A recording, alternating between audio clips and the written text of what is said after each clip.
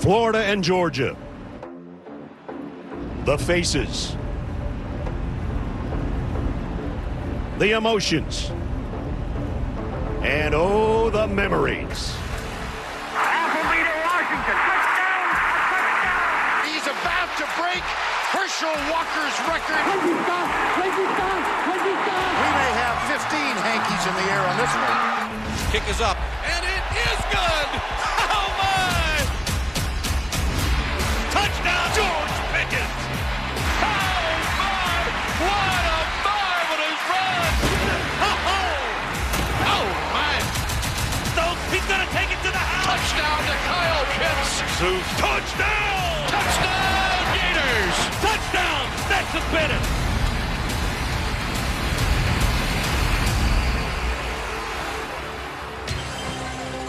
And with that, we bring you to TIAA Banks Field in Jacksonville, Florida. The annual border rivalry between the Florida Gators and the Georgia Bulldogs, both ranked in the top 10.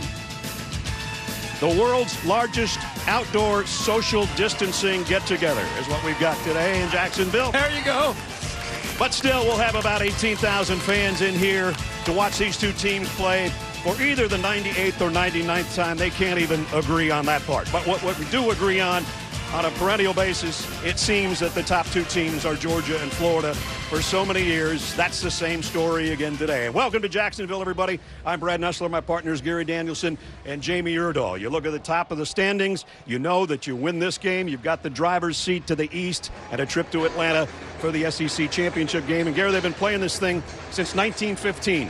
And I don't know if it's the year 2020 or whatever, but the stakes are high, and it seems like the anxiety's kind of high today. It's always a great game. It's always a physical game. But this year, I think both teams look ahead of them. It's a schedule. They won't lose games. The winner of this game is going to be in Atlanta. Well, Georgia has won 3 straight, but they got their hands full today because they face a Florida offense averaging 42 points a game. Really is. This year, the offense and the quarterback position belongs to Florida, and they've got an offense with 3 key players. Let's start with the quarterback, Kyle Trask. He waited for his opportunity, and was he ready when he got it? 4 straight games of 4 touchdowns or more. There's a lot of good quarterback play going on in the league and around the country, Ness. No one's playing better than this guy. And today, he's going to use the weapons he has in front of him. Kadarius Toney is one of them. He has emerged. They lost 4 receivers from last year's team that are in the NFL, but Toney has replaced them very well. He is a weapon. And back the tight end. Maybe the biggest mismatch in all of college football is Kyle Trask. I don't know if they can stop him. They just need to slow that Kyle Pitts down. The Kyle to Kyle connection, that's been the big part. Georgia can hang their helmets on having the top defense in the SEC, but they're banged up. They really are, and, they're going to lean on that defense to help an inexperienced quarterback. Look at it right there. They got a couple of guys that are usually run stoppers that might be important in a lot of games, but I think Richard LeCounte is the big loss in this football game. Nevertheless, they're still loaded on defense at all 3 levels. They're going to affect the quarterback from that defensive line position. They've got to put pressure on Kyle Trask. Their linebackers are great blitzers and make things happen. And the secondary, they've got 4 and 5 stars across the board. And they all are going to have to step up and help their young quarterback. He struggled a little bit lately. The last 6 quarters have not been good. I got to believe he's dying to get out and play this football game. It's a dream for him even to be starting in this game. Can he play better than he has the last couple of weeks? Georgia hopes so. Here come the Gators. Here comes Georgia. Kickoff next. The Home Depot SEC on CBS is sponsored by Mercedes-Benz, USAA, Taco Bell, and by the Home Depot.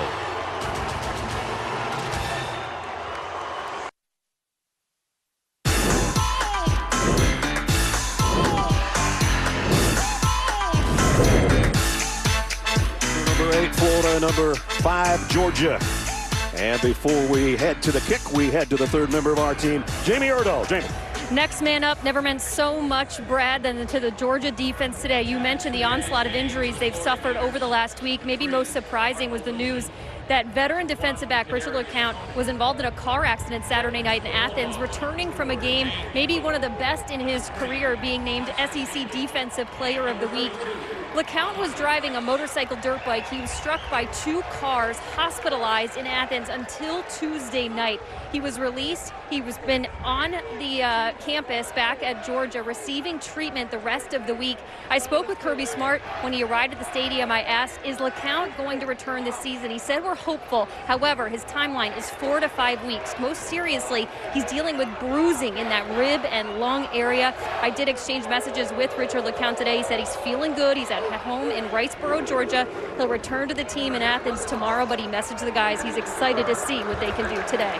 Thanks, Jamie. One of my favorite players, Richard, and we hope you get better fast, pal, and get back out on the field. Kirby Smart hasn't lost to Dan Mullen so far.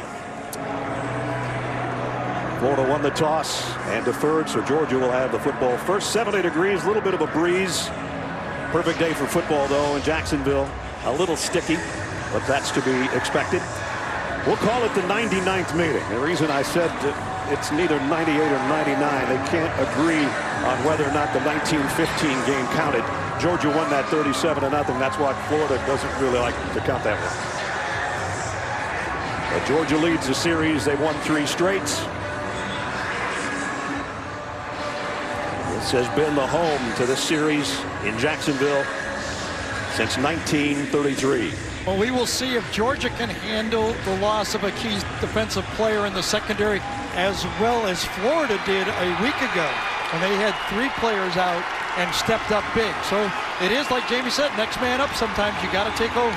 Guy that also didn't play last week, Evan McPherson, tees it up. Kearis Jackson drops back deep for Georgia. And Stetson Bennett, the 4th, warming up on the sideline as Georgia will get the football first. Who's going to win the East? Whoever wins this one's got the inside track. And Georgia will work from the 25-yard line. So enter Stetson Bennett, the 4th. Played so well early, and then from about halftime of the Alabama game that we did until now, things have been a little bit shaky, Gary. It has, and you know, in that second half against Alabama, he did have to do a little bit too much, especially against a good Alabama team on the road. I've seen a lot of quarterbacks struggle, but if they keep it within the game plan, I think he'll be okay. When he gets out of it, he starts doing a bunch of stuff, he struggles. Might want to lean on Zamir White, who came. That'd be the plan. Yeah, career high 136 on the ground. He does not start in the backfield, however. Kendall Milton's in there. Georgia's got 3 tight ends. And they do have Zamir in there, too, so a full house backfield. And here is Zamir White. And Zamir White down the sideline might have a touchdown of 75 yards. Georgia leads 6-0.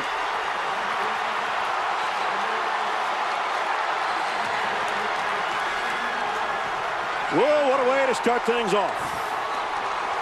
Well, somebody has to get from Florida on the outside of the formation and turn it back in, and nobody did. Right here, I think the safety, Brad Stewart, number 2, has to get outside, turned in by the corner, but that's too far out, too big of a gash. A nice shift, and give that formation change when they shifted, as Brad said, with 3 tight ends. Florida wasn't ready for it. Todd Monken with a great scheme for a start of a football game. Wow. Career-long run for Zamir White, 75-yard touchdown. All right, so if you're right here, you're the safety or you're the corner, somebody has to get outside of that to help for the rest of the defense. Moon gets turned in, Brad Stewart gets caught in traffic, and Zamir White is off to the races. And what did Todd Grantham tell us yesterday? Moon and Cox have to set the edges, and they didn't set the edge very well. I think the formation confused Moon, though. He had 3 tight ends, and he goes, okay, which one do you want me to set, Coach? Because I haven't seen this one before. Our AT&T 5G pylon cam shows you Zamir White just trotting in behind. And here's another look from the blimp. I bet he's going to cut in right there. Yeah, he did. You know, sometimes you give it to great blocking. Sometimes it's a play goal. Sometimes you just scheme it up, and you got the right scheme going, and you got to give that one to the coaching staff for Georgia. So they had something in the bag, and they were ready. On the first play that lasted All of 12 seconds for the guy they call Zeus right there. Zamir White, his 7th rushing touchdown. And as I mentioned, by far the longest of his Georgia career. It's always funny. You come into these games and go, okay, third down. Third down's the game. Third down's the game. Maybe it's first down. Maybe first, yeah. Maybe the first play. Jake Camarda to kick off for Georgia. And Florida now will work, trailing by a touchdown in the opening 12 seconds from their 25-yard line. And that means Kyle Trask, who we talked about just a couple of minutes ago. Impressive numbers, 18 touchdown passes in the first 4 games, which is an SEC record. And here's the rest of the lineup that joins him. Now you worry about Pitts, you worry about Kadarius Toney, and don't forget about this guy. If you try to double team on one side, he's not too shabby either, Trayvon Grimes. Well, the last 2 years, Dan Mullen has started with a flea flicker and a slant to Pitts. Let's see what he deals up this time. A handoff and a 3-yard pickup for Dameon Pierce. Set the defense for you for the Georgia Bulldogs, the #1 defense in the conference. Jalen Carter in there for Jordan Davis. And on the back end, the guy that's got to take Richard Lookout's spot and call a lot of the signals is Chris Smith. Second down, a long 6. Kyle Trask flushed out of the pocket. On the run, can't find anybody, tries to go short, and it's incomplete. Nice coverage by Mark Webb. He just couldn't find anybody open. Well, Jacob Copeland was number 15, the Florida receiver in that area, and he turned around and looked and said, was he grabbing me or not? And the official said he was not. So third down, and third down has been a problem for the Gators in this game. The last 2 years, first of all, they've only had 18 attempts in 2 years, and they're only 6 for 18. Yep. They can't keep the ball. You see their last 3 meetings, 28%. They've got to get 6.5 here with Trask in empty backfield. Georgia with a stunt up front. The pass is broken up, knocked away by Lewis Seen. Seen, who was a little banged up coming out of the Kentucky game, and he makes a big play on third down. And Dan Lanning, the defensive coordinator for Georgia, even though it's a 3-man line, he dials a 5-man blitz, bringing 2 inside backers. Really good coverage of the outside of that play. That's a matchup that Georgia would like. Seen on a running back. No real worries for Seen on that play. Jacob Finn to punt for Florida. Dearris Jackson waits back around the 20 for Georgia. Not a good punt unless he gets a good roll, and he might. On the bounce, Jackson takes it at the 30. Broke 1 tackle, got about 6 on the return. Jackson is really good at that, saving yards on those short punts. Yep. Well, Georgia will have excellent field position to start things off. Zamir White started this one off with a bang, a 75-yard bang. 7-0 Georgia, and the Dogs on offense when we come back. Want more stats? Just ask Siri. Who leads college football in interceptions? A 7-0 lead for Georgia early. Stream CBS Sports HQ, the completely free and always on sports news network. For highlights, breaking news, and expert picks, download the CBS Sports app on your phone or connected TV to watch today. So Georgia with a touchdown lead, and their second possession starts at their own 39-yard line. And when does Monk and the play caller say, all right, I'm going to play action and show that we can throw deep as well? Zamir White switches sides with Stetson Bennett in the Georgia backfield. High snap on the rollout. It's a keeper all the way for Bennett. He's got good wheels, and he's got about 12 yards in the Georgia first down. How do you get your quarterback comfortable? Well, one way is a 75-yard touchdown run. The second way is give him the ball. Let him run a little bit. So right now you can tell that this Florida defense is off balance. Let him get a little lather up as you look at the Gator defense. Brenton Cox, a former Georgia player. And he's been waiting a year and a half for an opportunity to play in the Florida orange and blue. He's got his chance now. But his defense is back in their own territory at the 49 with a Georgia first down. Zamir White hit at the line of scrimmage. Nice job that time to bring him down. No gain. Florida, remember, because of the altercation last week with Missouri, Zach Carter suspended for the first half today, as is Powell. They'll be back at halftime. Dan Mullen lost a pretty good amount of change last week for that skirmish that started at halftime and then continued basically throughout the second half. They gave Zamir White a yard. 2nd down and 9. 5-man front here with Moon and Cox at the defensive end spot. James Cook out of the backfield, makes the grab, and Cook's got a first down before he's run out of bounds at the 35-yard line. He's becoming a weapon as a receiver big time. Sure is.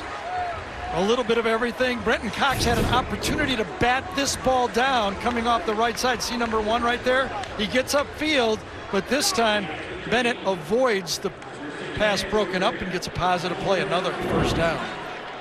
Getting your quarterback comfortable. Like you said, lather him up with a run. He gets a nice pass there for a first down as he settles in, and Georgia settles in at the Gator 35. Bennett out to Milton, and that one's broken up, incomplete. Nice job by Brad Stewart. So far it's been quick throws when he's having an opportunity. No hands up in his face, and just well defended by Florida. It had to be too perfect of a pass. Yep. Stewart led Florida in tackles last week at the win over Missouri. Nice pass break up there, forces 2nd down and 10. Here's that 5-man front again for the Gators. 3 inside with the 2 edge rushers. James Cook straight up the middle. Got about 3. Stetson Bennett, who was not expected to be the starting quarterback. I'm sure all of you know the story. Fast start, and then the last 6 quarters, things have not gone so well. There's a good timeout by Dan Mullen right there. They were going to get a 5-yard penalty. They had 12 men on the field, and Mullen saw it. They did not get their last player off the field, and he saved it. So we'll see Georgia with a 3rd and 7 after this timeout. We'll be right back.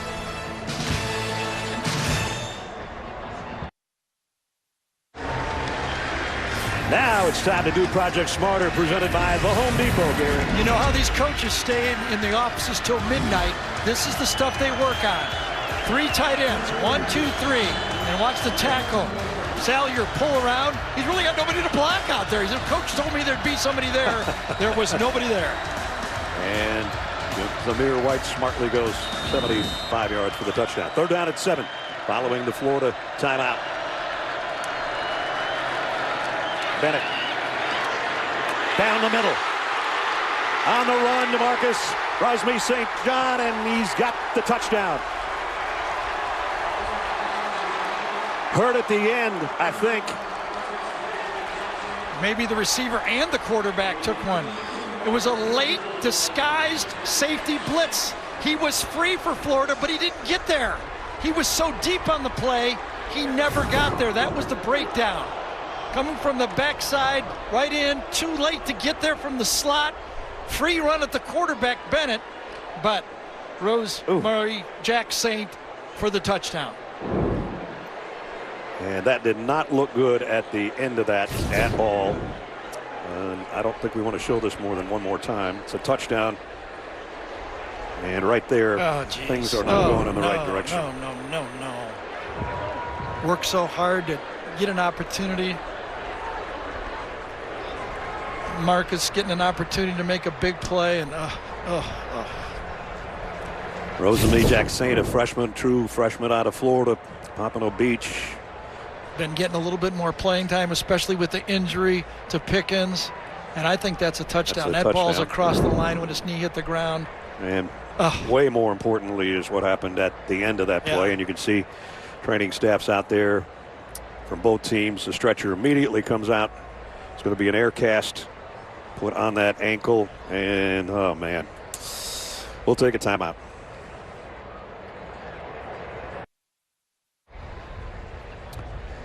And again, the concern around Marcus Rosemy Jack Saint, the freshman, injured on the play. We're not going to show any more replays of the end of that play, but we do have Gene Steratore with us, and Gene, we're just going to do it without replays. You saw enough of it, in your opinion. The call on the field was Georgia touchdown. What do you think, Gene? The ruling on the field It's really, was really a tight, touchdown. Brad. The previous play is under review. Yeah, they will look at this. It's really tight. His right shin appears to be down just before the nose of the football breaks the goal line, but it is very tight. I can't believe that the look on his face. He's a tough dude, man, after that landing in the end zone. And there's a good look at him, and you saw him out being taken to the Georgia locker room, and I'm sure to a local hospital from that point on. Well, if you're a Georgia football team, Kirby has to do a good job. The team was obviously ready to play. They've scored 2 touchdowns. Maybe not. Maybe they're just short of the goal line. But now they've seen one of their fellow players, like that. They saw it, and it's on the replay boards here, by the way. Yeah. Even though we're not showing it, the team on the sideline can see the play. It's still being shown locally here. Jamie? You said looking at Marcus's face, one tough dude as he got carted off. Well, he was looking at that replay and he pointed right at it and said, "That's a touchdown, man." The ruling on the field stands. Touchdown. Indeed it is. Gene, I'm just going to say one thing is in this type of thing, and I know the injury doesn't count, but tie kind of goes to the runner here, doesn't it? I mean, it's so close, and it was called a touchdown. Wide open on the play. Florida tries to zone blitz, and the free rusher gets there just too late. It was a big hit on Bennett as well. Podlesny in for the point after. Up and good. Georgia has run 7 plays, and they lead Florida 14-0. Yeah, he took one right on that shoulder when he threw that ball. You could see it. He winced after he got up. Now, how good is it? Trying to work it out a little bit. And they're going to check him as well. As you see one more look at the hit after he delivered the pass. And Ness, you never know about these. Okay, some of them it's a sting and it goes away, and then I've had some where it just keeps getting worse. And then all of a sudden you can't really lift your arm up. Playing the guitar a little bit for the touchdown. Exactly. The strings were a little tight on that. That's right. Banjo. And sometimes it just doesn't get better, And you don't know at first. You go, okay, it'll loosen up. I'm not coming out of the game, and it doesn't.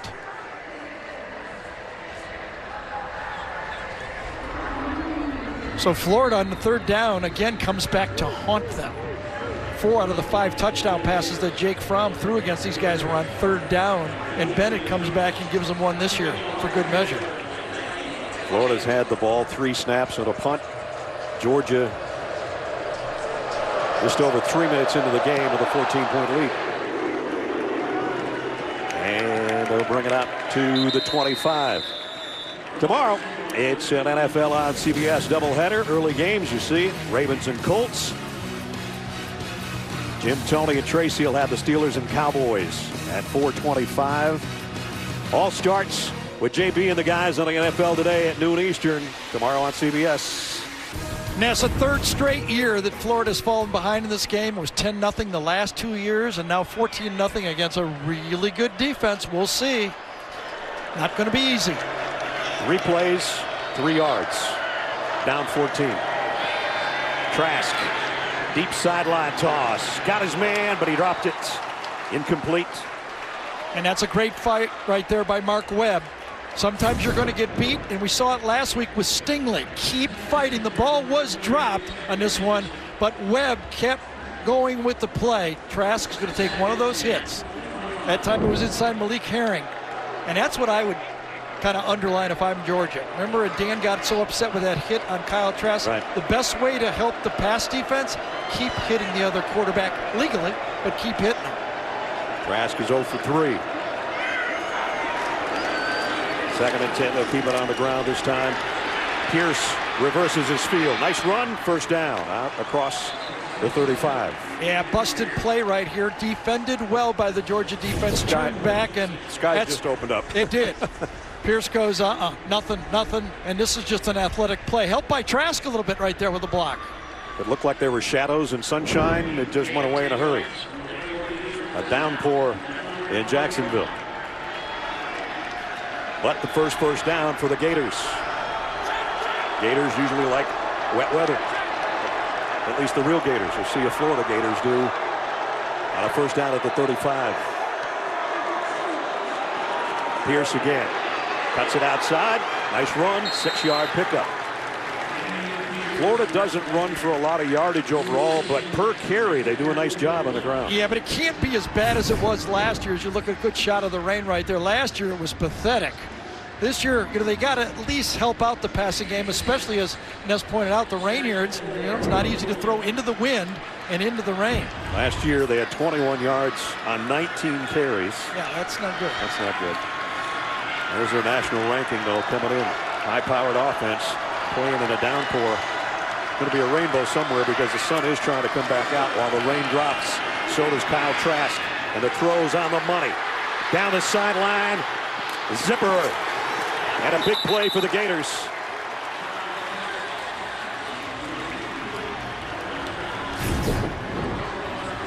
Well, this time with Kyle Pitts over there, he gets a lot of attention, and then you just slip it out.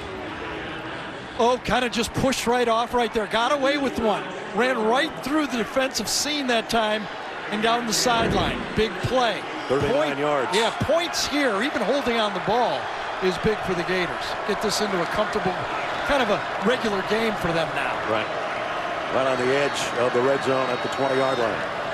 So look at this. 3 receivers over there and only 1 Georgia defender. Now they shift over to another one. Trask looks that way, throws short, kind of a slow toss out there to Whittemore. So we talked to Coach Kirby Smart as you look down on the rainbow right there. That's pretty cool. Yeah. And we asked about LeCount not being out there, who makes the calls, and he said, I'm comfortable with Christopher Smith. He does a good job of it. We're going to miss LeCount the way athletically, but he thinks that number 29 Smith will be able to handle the adjustments. It was an interesting conversation, really. When you consider LeCount's considered an All-American. Physically, LeCount, he said, is better than Smith, but Smith's a smart guy, and he can make the calls. 2nd down and 9. Pierce does a nice job to make the first guy miss. Seen had a hand on him. He's brought down after a nice pickup, and Florida's going hurry up here. They're hurrying up for an important 3rd and 4 here. Need to get to the 10-yard line to try to keep this drive moving. It keeps the defense on the field at Georgia. They're not able to substitute their dime packages. That's what they're trying to do for Florida right here. Let's see if it works for them. Pitts is up to the top of your screen on 3rd down and 4.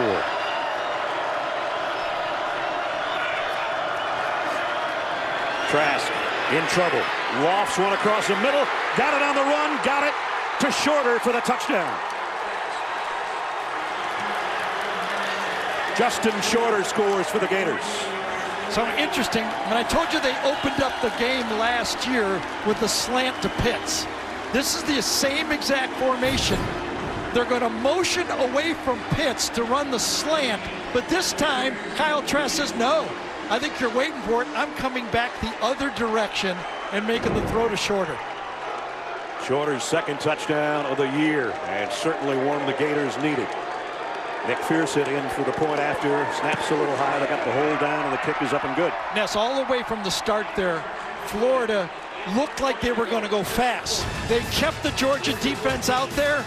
Then they slowed down and made the right call for the big conversion and touchdown.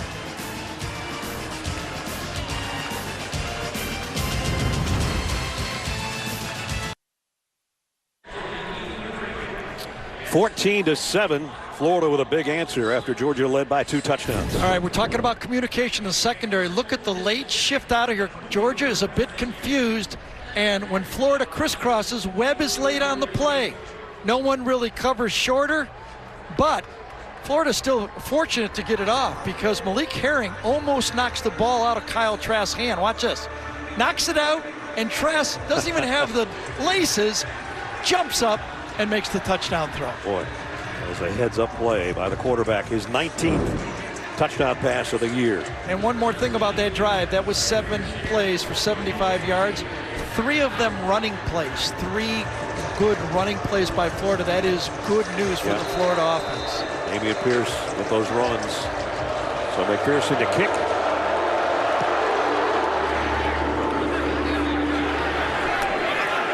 Kearis Jackson about a half-yard deep, and Kearis Jackson into Florida territory all the way out. Let's see where they mark it at about the 43-yard line. Well, I hope television showed how Jackson saw the hole and accelerated right there. You know, a lot of times those kickoff guys are looking for something coming right at you. He starts out, and then right about there, he goes, oh, and he splits it and almost takes it. 57-yard kickoff return for Kearis Jackson. Yeah, he's in his big stride right there. Those are long strides, and he thinks he can go all the way on that one. Got a gator down way back at the 27-yard line. With 8-11, we don't need to see too much more of this, do we? No, no. Dameon Pierce tried to shake off the injury on that kickoff coverage as he got tangled up right there and actually got hit by his own guy. Yeah, I think it was Rashad Torrance, number 22, that hit him. Meanwhile, Georgia's back in Florida territory after a great kickoff return by Kearis Jackson at the 44. Here's number 4, James Cook, for about 3. You know, that tackle was made by Justin Shorter, the wide receiver on the special teams, or it would have been a touchdown on a kick return. Yeah, that's pretty good back-to-back plays, huh? Score 6 and save 6. Exactly. The first 2 possessions for Georgia, you can't even draw it up like that in a dream. 94 rushing yards already, and 75 of that was Zamir White on the opening snap of the ball game. Second down and 7. Bennett fires incomplete. Nice job defensively. Jalen Johnson was the intended receiver. And now we'll start to watch Bennett. He's still working that arm, Gary. Yes, even he is. after he throws, he's kind of still loosening it up or trying. Been there. You go, just keep me out there, coach. And it's one of the things that you can always go, let me keep throwing, coach, so I can keep it warm. We weren't going to let you throw anyway, Gary, you know. So keep it warm on your own. He's still rubbing that thing underneath his pads, too. I think he felt it when he actually cut that ball loose that time. Now remember, one of the reasons he's in there is he manages the whole offense, all the checkoffs, getting him in the right formation. So he's an important player besides throwing the ball. And now he's going to have to cover the ball if he can. They came with an all-out blitz. And it's 4th down. Yeah, but he just drops the snap here. This was a good snap. We've seen bad snaps, but this was a perfect snap, and he's fortunate he's able to get it before he was tackled by Dunlap. And he didn't need to take another hit. No, either, he didn't, but you got to get the ball. Yeah, right. That time he goes down head first. Jake Camarda will come out to punt. So what started as a drive in Florida territory ends with a 2 or 3 yard loss before they have to kick. Top punter in the SEC, Camarda. This one's going to make it to the end zone.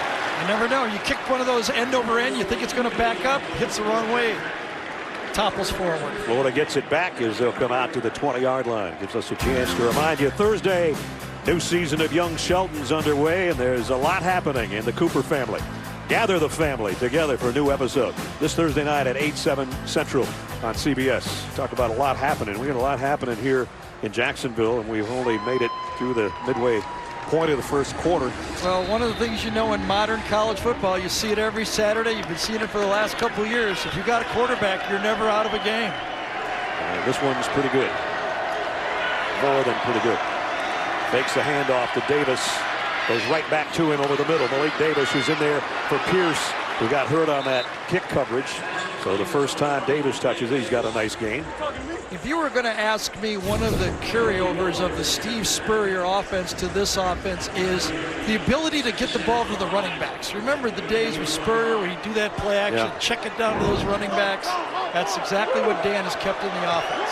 I wonder if he just calls that Spurrier right, Spurrier left. They haven't got it in Kadarius Toney's hands yet today. They keep it on the ground at Davis. He's got a first down up to the 32 at the 6-minute mark. So Malik Davis comes in for Dameon Pierce, catches one across the middle, and then runs for one on a first down. You know, without Richard LeCount, that means that more is going to fall on Monty Rice, number 32, to make the adjustments with the shifts in the motion. Monty is an experienced football player, a good football player, but somebody on the shift in motion game has to change the leverage of the defense. First down, throw out to Toney.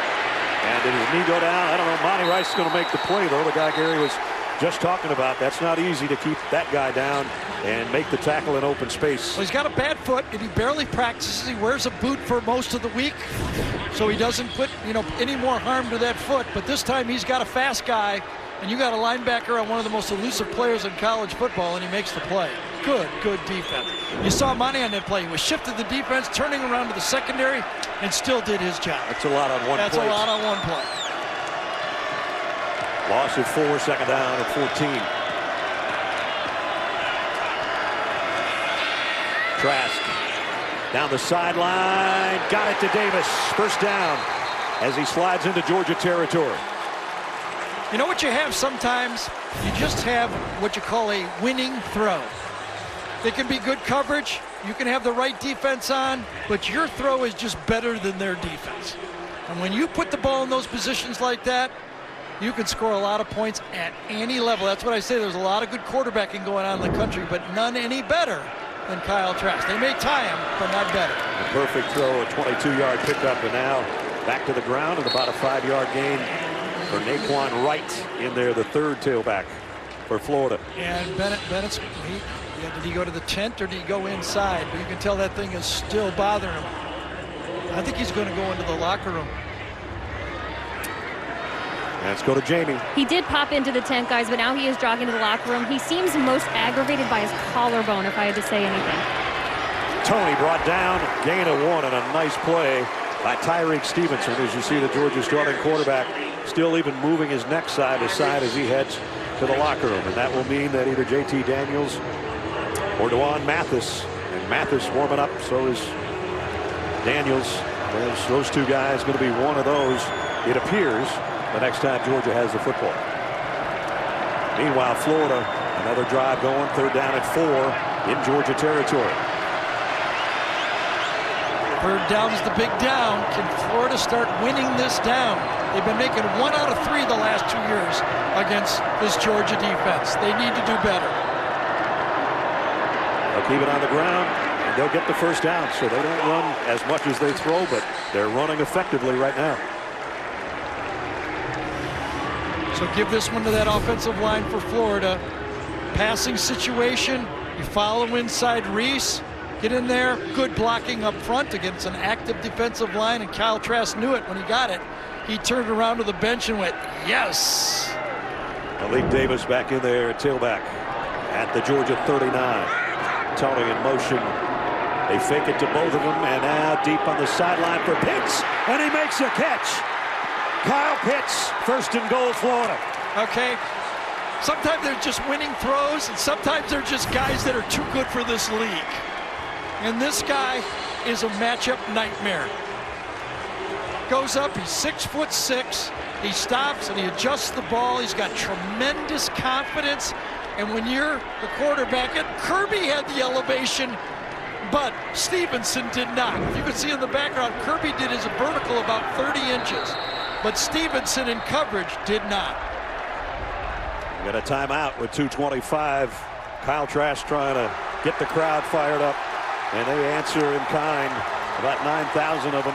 Each team got about 9,000 tickets for this.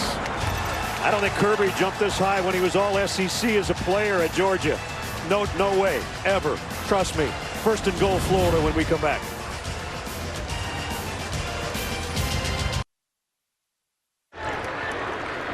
Not many teams are perfect in the red zone.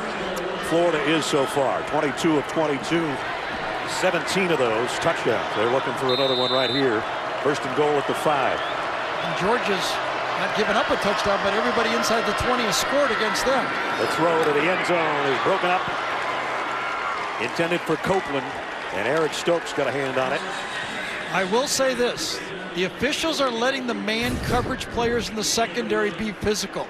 Watch Stokes on Copeland. He's got his hands on him. They're letting him play that. I think that's a pretty good call, to tell you the truth. If you can't do that, I don't know how you can cover. Unless you got that Kirby vertical at the end. Second down and goal. Damian Pierce is back in there. They fake it to him. Trask is going to try to do it himself, and the big guy goes inside the 3. It's the quarterback counter. Florida and Mississippi State, and Dan Mullen has been running this, but it was with Dak Prescott and Tim Tebow, not Kyle Trask. Just under 2 minutes to play in the quarter, and we've had a lot of fireworks. 11th play of the drive from the Georgia 2. Pierce straight up the middle. Touchdown Gators. We're an extra point away from a tie game in Jacksonville. Well, you got to believe that Georgia defense is looking all over. Where's 84? Where's number 1? And all of a sudden, while they're looking around, boom, they're running right at you, and they make the touchdown. Good call. Georgia on defense trying to stop them. Some athletic plays. They haven't been able to do it. Some pass plays. But Florida continues to be willing to run the ball. They have not given up on the running game. McPherson in for the point after. You're telling me Florida wouldn't take in the first quarter 9 rushes for 46 yards? That's a huge win for them. Remember, a team that rushes for more yards than this one has won 14 straight games. Both teams running the ball pretty well. This is Dameon Pierce, his second touchdown rush of the year, and it's tied things up in Jacksonville. Dameon Pierce over there on the sideline saying, "Coach, don't put me in on kick coverage, really. Give me a break." What do you got to do to get off special teams? He might be still going out there. Didn't have his helmet on, but I think he will join the group. Or he's telling the guy that's going to take his place, here's what you do. Just don't get run over by your own guy. All right. Most combined points in a first quarter, and we still got a couple minutes left in the first quarter. Since 42.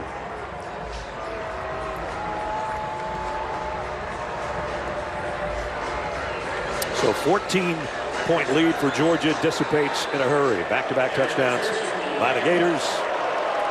McPherson's kick. And this time, Kearis Jackson had to let this one go. So they started out, things are going well for Stetson. He has a couple of runs, but on this touchdown throw, the free safety is running right at him off the slot. He doesn't realize how bad it is at first, but then he says, I got it kind of jammed there. And the more he threw, the more he felt it. Jamie? I wanted to add on that, Gary, that you're right. As he stood on the sideline, people started to tend to that injury. It did seem to get worse. He popped into the tent. Like I said, several trainers have come in and out of the locker room now. Stetson, still no sign of him. And, of course, Georgia fans have been asking for a week and a half. If Bennett doesn't do it, who's next in line? J.T. Daniels or DeJuan Mathis? The question has been answered. Here's Burton on an end around. He's going to lose a yard, maybe 2. So we've seen that play. We've done 3 Georgia games. This is the 3rd time we've seen this reverse play. One went big. The next one went for about 15 yards, and this one was stopped by the Florida defense. Unbalanced line with the reverse to Burton. So DeJuan Mathis, who started the season as Georgia's starting quarterback, struggled rather badly against Arkansas, and that brought Stetson Bennett in to take over to save the day there. And now it's DeJuan Mathis at the controls on a 2nd down and 11. And try it again. And this time he broke a tackle, still going. It'll be about a yard shy of the 1st down. Yeah, but I think Brenton Cox is down on the field. Another injury on the field, and it's Cox. Oh boy. A transfer from Georgia. Actually started the bowl game against Texas a year and a half ago. Had to sit out last year on the transfer. Has been licking his chops to play against his old team, and he just tried to make that tackle and kind of leg whipped himself. I wonder if his knee came down on that play as he turned upfield for Burton. Apparently not. Good balance. 3rd down and a yard here. Again, Georgia with a backup quarterback in there. Redshirt freshman out of Belleville, Michigan. 3rd and short. They got everybody packed in tight. And now James Cook whistles more before the snap. The previous play is under review to determine whether the runner's knee was down prior to being tackled. Yeah, I kind of thought I saw his knee skim against the ground on that play. Maybe even a little bit of that wet turf come up. There's Burton putting the brakes on. There you go, yeah, right there. Huh? Maybe not, though. I don't know. If so, it's going to be at the 28-yard line. Remember, it was called a good play. I don't see. Yeah, I think you called it here. You could call him down right there. I thought his knee skimmed the grass. That would be the 28-yard line, which would make it 3rd down at about 7 instead of 3rd and 1. That's a big difference for a backup quarterback You're not being kidding. in the game. Yeah. On your own, 30-yard line, do you trust a guy, that's coming into the game to throw right here? 3rd and 1 is something you can do anything, but 3rd and 6 or 7, what do you do? It's a big call from replay. Gene, did you see enough on those replays that we had? Yeah, Brad, I think that the left knee was fine. It looks like the right knee, though, as he slid and started to move forward, that the right shin, right knee hit the ground at around the 28, as you said. David Allman is our replay official. James Carter is still taking a look at it down around the 10-yard line. Yeah, I kind of did think I saw it, but he popped up so fast, so athletically on the play that I wasn't sure, but... There's the whoop.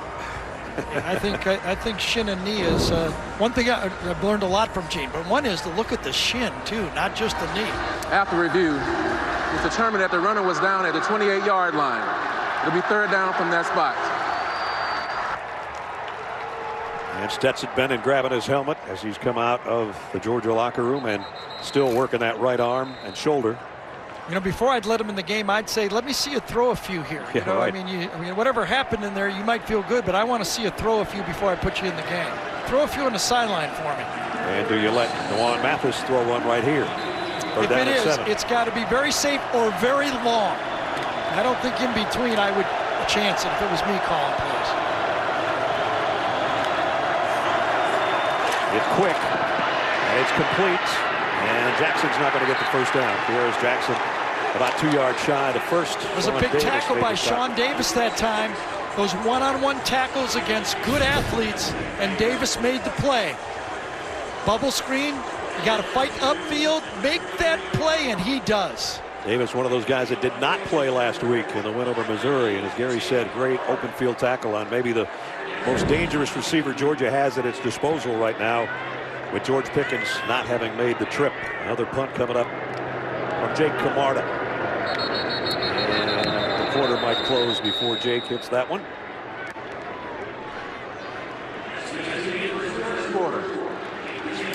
End of 1. If you expected a low-scoring game, you got the wrong channel. End of 1, 14-14. We'll return to Jacksonville after this message and a word from your local station.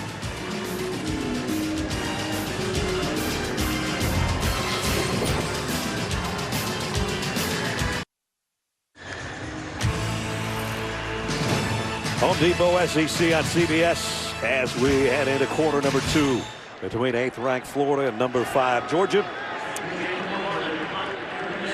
And Jake Camarda, second straight 3 and out for Georgia, will punt it away. Kadarius Toney is the guy who'd like to keep it out of the hands of on the other end for Florida. And he has to make the fair catch around the 15-yard line. Welcome back.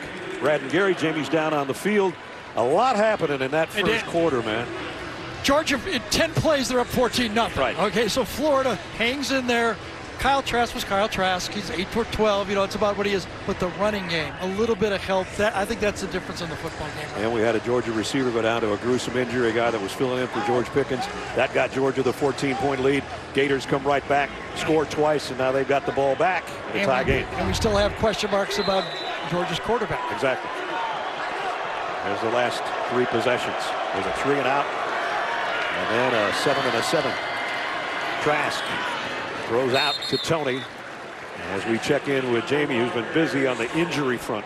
Yeah, been up the Georgia tunnel most of the first quarter. Stetson Bennett at a dead run out of that tunnel. He's throwing now on the sideline, trying to show he's nodded at everybody who's checked on him as if he wants to return. As you mentioned, Marcus Rosemy, Jack Saint, he is still at the stadium. There was a chance he was going to be ambulanced out, but he is still here. And Jermaine Burton did go to the locker room, another freshman wide receiver. He's back on the field.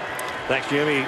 Here's Damian Pierce, who was shaken up at 1.2, but came back in to score a 2-yard touchdown. The last time he touched it, a 2-yard gain that time, and it's 3rd down for Florida. Started 0 for 3. 90% since for Kyle Trask.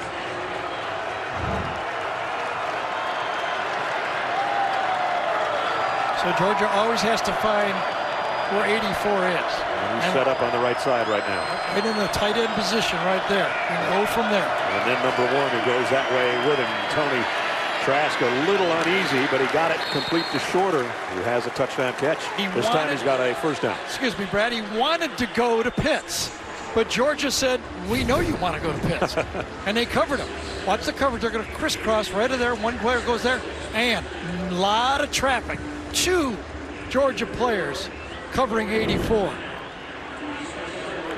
He did have that big catch to get him down to the 5-yard line.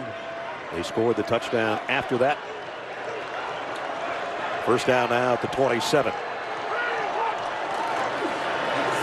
Davis. Oh, look at that defense. That draw didn't scare anybody. Yep. Let's go to Adam Zucker, New York studio with a Jeep update. Zuck. All right, Ness, our old buddy Talia Tungavailoa with a couple of touchdown passes. And then it's Jake Funk going for a 38-yard run right through the Penn State defense. 21-0 Terps. Penn State at risk of starting 0-3. Wow. What's with that conference? Michigan, IU, the Terps against Penn State. Watch that Funk kid again. Yes. Was it Minnesota last Friday night? Ran for 200 yards. He was all over the place. Whoa! There's a wicked hit at the line of scrimmage. Logue put it on Malik Davis. So now we're back to third down as you see that Georgia tries to get their package in. Florida goes fast. Trask on 3rd and 10, and it is intercepted. Picked off Eric Stokes for Georgia. Coming back the other way, and he's got a convoy. Stokes, touchdown Georgia.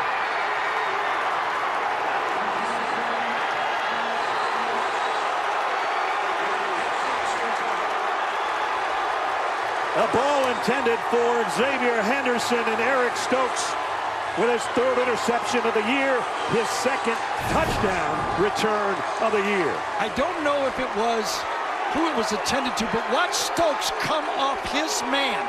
He's on Xavier Henderson. I think he's throwing it to Tony, and he actually goes and picks it off. Sometimes when you go fast, you're not ready. And I didn't think Florida was ready. They didn't have a good read on what Georgia was doing. Trask let it go. He never really saw the defense in front of him. Extra point is up and good. Georgia strikes again. This time it's their top-ranked defense. Xavier Henderson took Stokes right into the throwing lane. The true freshman receiver did not know the play, and it came back and bit him. Eric Stokes had a 30-yard pick 6 against Arkansas. He's got a 36-yard pick 6 against Florida. 21-14.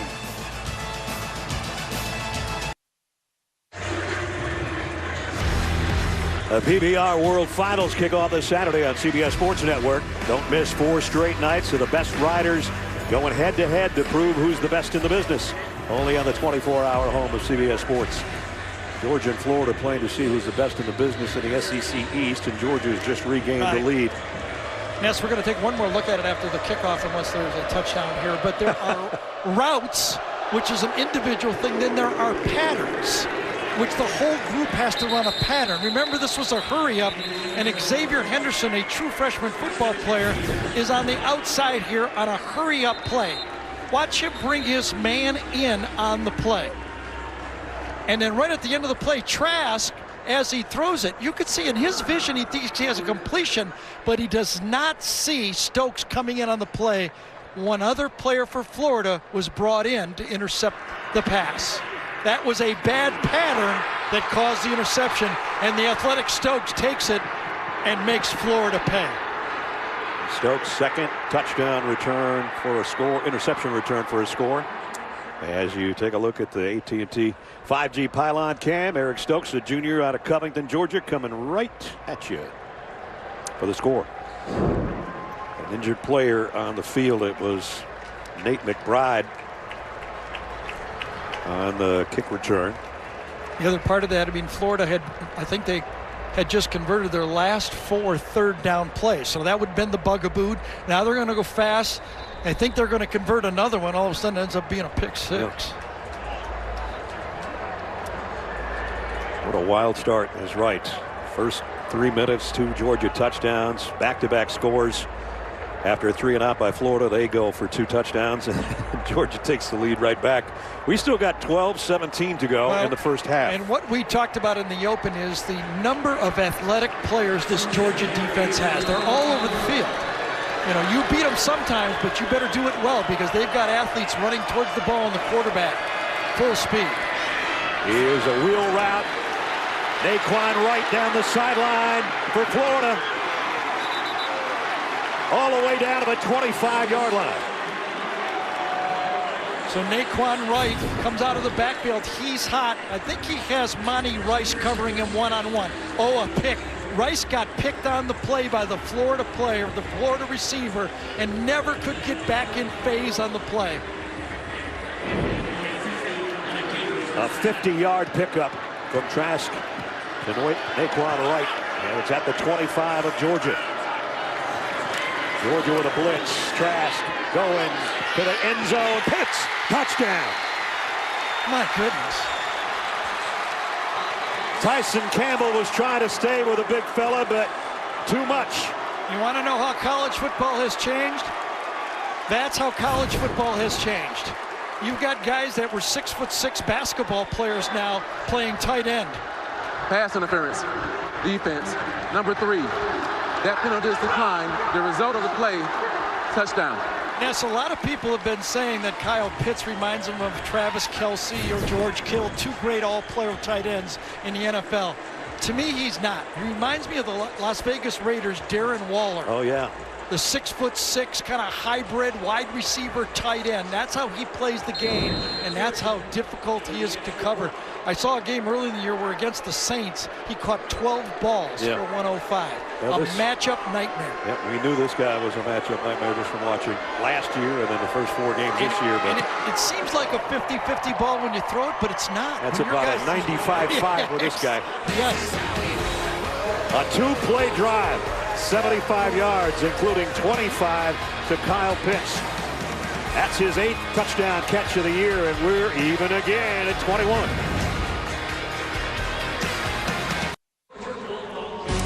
Next weekend, it'll be an autumn to remember at Augusta for a tradition unlike any other. Join us for live coverage of the Masters at a special time next Saturday at 1 and Sunday morning at 10 here on CBS. That is going to be something else. Both these schools have produced a Masters champion. Bubba Watson won it twice. Tommy Aaron in '73. I played golf with Tommy Aaron one time at, I think it was Lake Lanier golf course, and he was so patient, and I was so bad. I was just so bad. Did everybody tell you that I've already, you know, let everybody know that I'm not going to any meetings on Saturday because I'm not watching it. Zamir Waddick here as Jackson back for Georgia on the upcoming kick from McPherson. Might be returnable. It will be from the goal line. Jackson who went a 57-yarder earlier. Not this time. Harris gets it to about the 17, and that's it. Trevez Johnson made the stop on the special teams. If you're wondering who the quarterback's going to be this time out, we're still waiting. Stetson Bennett's got the helmet on. He's got the team around him, and DeJuan Mathis has his helmet off. So our answer is Stetson Bennett. So after the Alabama game, the Georgia coaches and even Todd Monken said he got a little bit out over his skis, calling a little bit too much for Stetson Bennett. Now, you know, it's a game, obviously 21-21. He has to be patient, his game plan, and not go away from it and try to do too much and try to match the passing game of Florida. I got 2 tight ends in there. Let's see if they just hand it off to Milton and let Stetson Bennett get his legs under it. That'll be the call. And only about a yard as Tadaro Slayton made the tackle. He's 2nd down and 9. Now they change up personnel. Jackson comes in, so does James Cook. And we've got a player down over at the 25-yard line that I didn't see. A Florida Gator player down.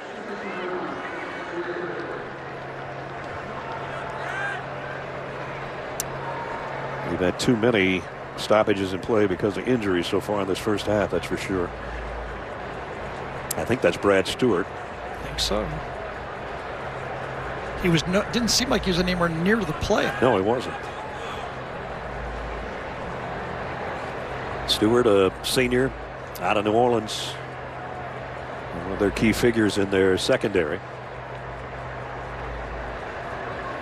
It's like they're working on his left shoulder.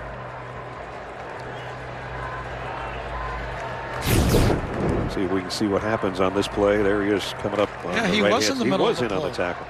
Yeah, kind of looked like he backed out of there after he made the hit and kind of recoiled, and that's why he went down so far away from where the play was made.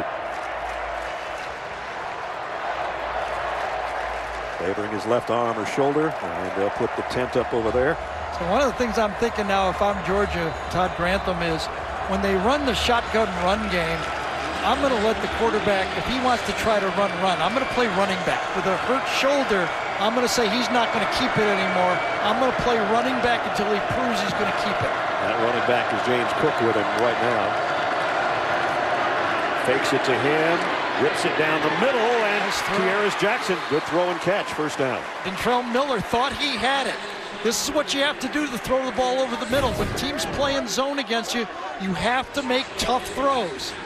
When they get picked off, they don't look good, but when you make the throw, it works really well, and that was a perfect throw from Stetson. Sets to go again. This time he's going to air it long. Got a man out there, Matt Landers. Oh, man. A little bit too far for him. I thought there was a lot of jostling at the end of it. I don't know if Landers could have got there. Was it Sean Davis that was hooked up with him? Yes, it was. A safety out there. Landers is deep. They're fighting. They're hand checking. And he uses his arms to slow him down. If it would have been his feet, I would have said good no call. But I think his hands at the end, he reaches out and grabs. Good. Could have been called, I think. This is the first time we've had a split crowd, so you can actually hear some of the noise. Georgia fans didn't like that one, the non-call. Second down and 10. Zamir White, loss of a yard. Tyree Campbell makes a difference on the interior. He did. Our aerial coverage of today's game provided by Goodyear. Some of the folks that have their boats out there, and we don't have to go very far to get to TIAA Bank Field on the banks of St. John River. Well, Stetson has proved he can throw the ball. His shoulder's fine. Now it comes to that third down situation. Let's see what Todd Grantham dials up here. Does he go to zone and try to bat a ball down? Or does he come after him? Hasn't had a ball batted down yet, but he's had a lot of that this year so far. He's going to throw on the run here, and it's too high. Intended for Burton. Incomplete, full down. You're right. It was good patience. Nice job by Bennett. Work his way up in the pocket. That buys him an extra couple seconds. Protection's okay, but he knows he has to get out of there. And when he comes up, he finds the open player and just lets it sail by. Yep, he knew it too. He had him open. Would have been a big gainer and a first down. Instead, it's Jake Camarda, Kadarius Toney for Florida, waiting back at the 20. Toney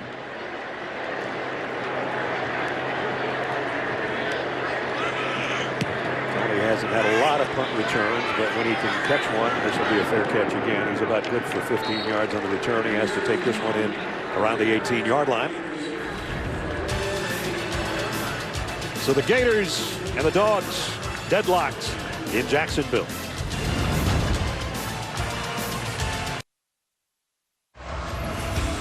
Well, Ness, we were talking about that last drive. We gave Monken credit for scheming up a play, but let's give a little credit to Dan Mullen or Brian Johnson, the quarterback coach. They schemed up a little pick play for Naquan right down the sideline, and they went to their mismatch.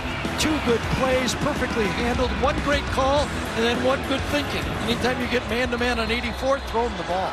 Took a ball of 39 seconds for those two plays and a touchdown.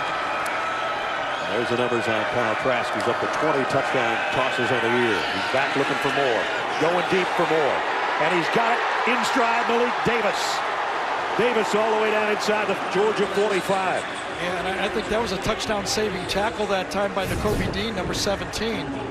Coming out of the backfield, Dean's the middle linebacker, and they free release right out of the backfield, and he has a tough matchup.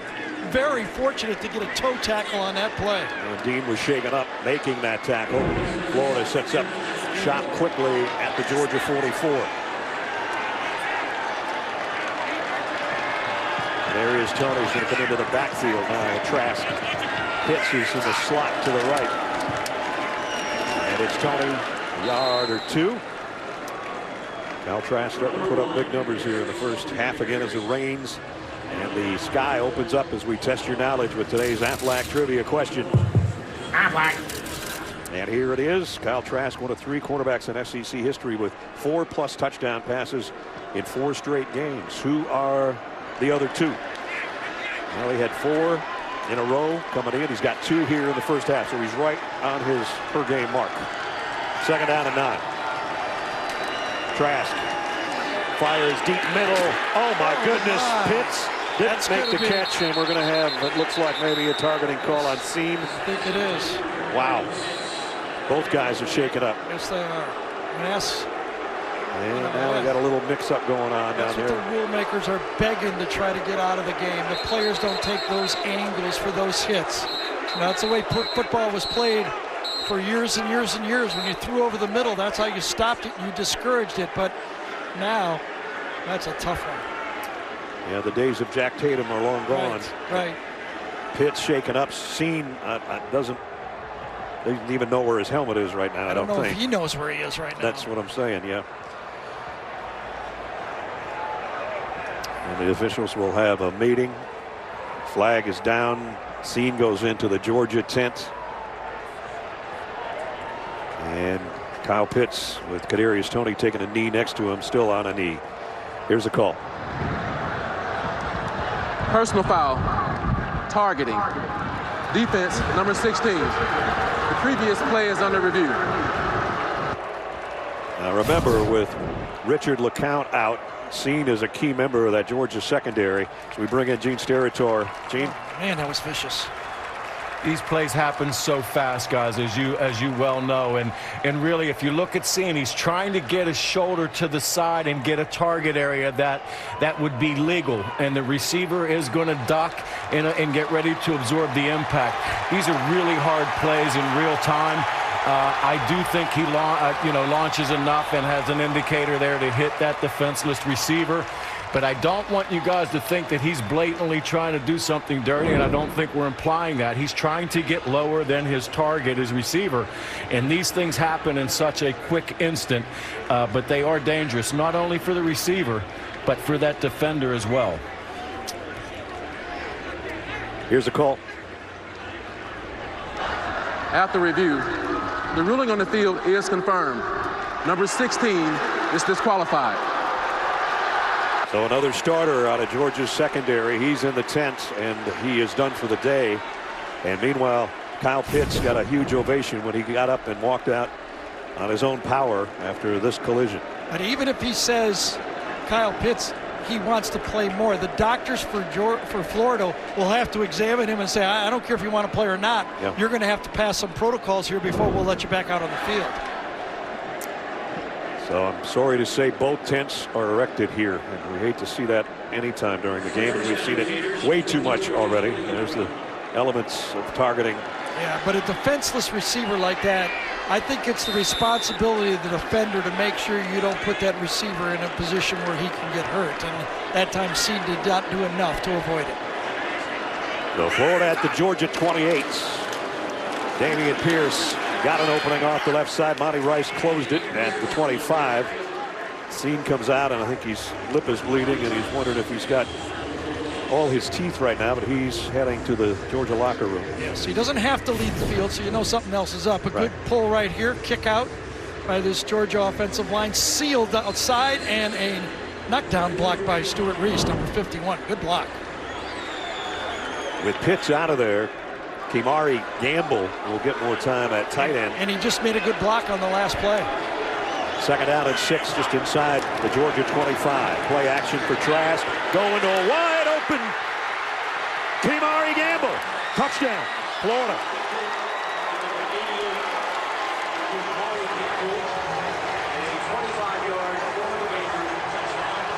So Ness, the conversation we had with Kirby Smart when he said, I'm very confident in the communication of our defense. We shouldn't bust. This is another bust. I mean, one guy goes in motion, For some reason, the Georgia defense can't handle it. They pass it off, and a wide open, you and I could throw that one still. Man, you worry about number 84. He goes to the sideline, and the guy that takes his spot hauls in the touchdown pass. And Florida is in front for the first time today. Again, a simple adjustment. One guy in motion. Remember, a year ago it was J.R. Reed. Then it was Richard LeCount. Today it's Christopher Smith. Whoever it is, they messed it up. As you look from our pylon cam, Gamble puts the Gators in front by a touchdown.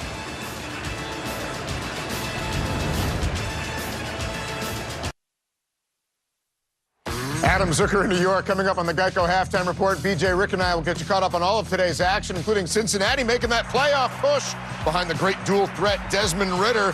His second rushing touchdown of the day here for Cincinnati, giving him 7 in the last 3 weeks just on the ground. Up 2 touchdowns on Houston. As we go back to Jacksonville, look out! Florida's taking the lead for the first time now. On Kyle Trask's third touchdown throw, this time to Kimari Gamble. As you see Kyle Pitts, who was shaken up before that touchdown pass, and he's headed to the locker room. Yeah, that was the throw over the middle. It was defended. The ball popped out, but there was a penalty and targeting on the play, and he's going to have to leave the field and go into the protocol of whether he had a concussion. He's going to have to show he did not. Kickoff.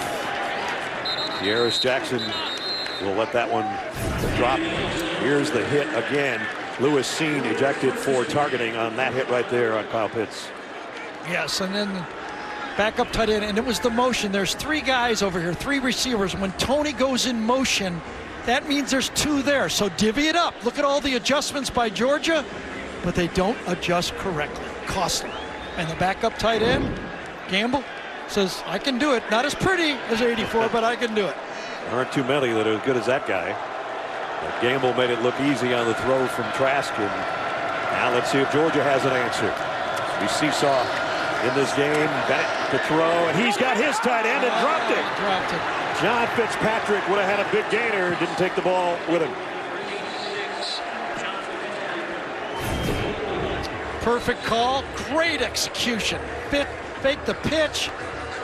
Fitzpatrick is wide open. He's not going to score, but it's a nice 20-yard gain and get you out of your own 25-yard line to answer. And now it's 2nd and long. It does appear Stetson's shoulder is fine, right? That was a good throw. Yes, the one down the middle on the previous series was as well. Burton in motion for Georgia to the bottom of the screen on 2nd down and 10. Bennett going to go deep middle, man out there. Just overshot Yaris Jackson. Had an opportunity. You got to make a couple of those throws. This is one where this time Florida busts. No safety in the middle of the field, and you got a chance for a huge play, and we saw that in the Alabama game. He overthrew a guy deep down there, and this time he does it again. A play that is a touchdown cannot be made. Now the situation Georgia did not want to put themselves in. 3rd down and 10.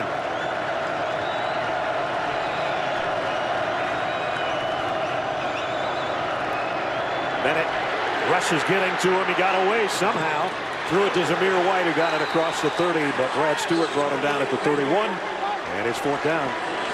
Well, for Georgia, it hasn't been pretty. Since they took a 14-0 lead, they've had 4 possessions, 4 punts, 1 first down. And 1 interception return for a score, or they wouldn't have 21 points. So Camarda to punt. He'd like to really get a hold of one here to try to flip the field at the 7-minute mark of the quarter. And he did. Whoa, nice punt. Was it too good? Tony gathers it at about the 5, and Georgia's there to meet him. So the punt was deep. The coverage was excellent. Hudson got down there to make the tackle. Back it up, back it up, back it up. They say stop at the 10, but when you're a big-time player, you think you can beat 3 or 4 guys. I don't know if you can beat 6 guys, though. 63-yard punt, which is just a yard shy of Camarda's longest of the year. Kyle Trask started 0 for 3. He's gotten a lot better since then. Yeah, this one right here when he had the ball knocked out of his hand, the crossing route to short, it was a beautiful play. Then he throws the, what some people call a 50-50 ball, and then a gift, a busted coverage by Georgia. 3 touchdowns in 3 different ways. 21 on the year. There's his numbers, and we're not even to halftime. He's going to throw again on a quick slant and got it complete out to the 19 to Shorter. Well, this was all the way at RPO. This is a read all the way. He's reading those linebackers, and 7 puts it into the running back's stomach, and watch him just look.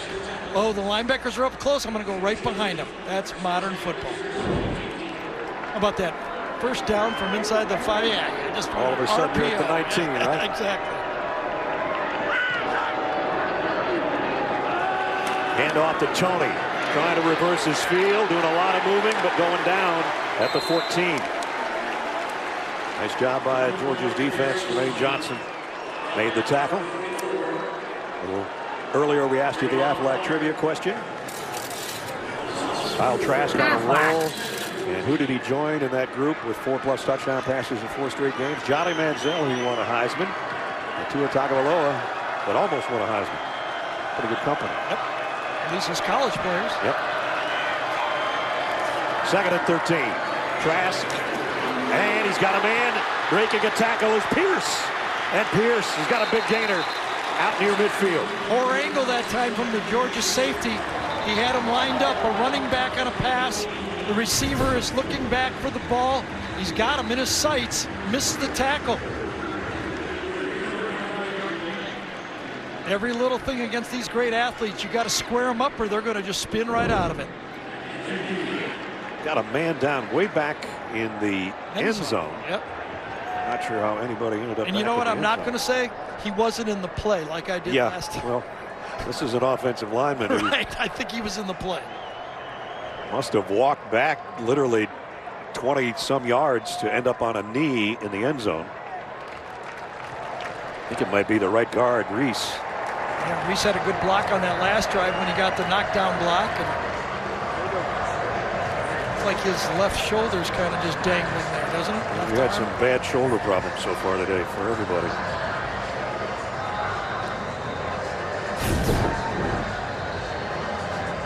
Oh, yeah, he runs out. He already popped it when he goes backwards.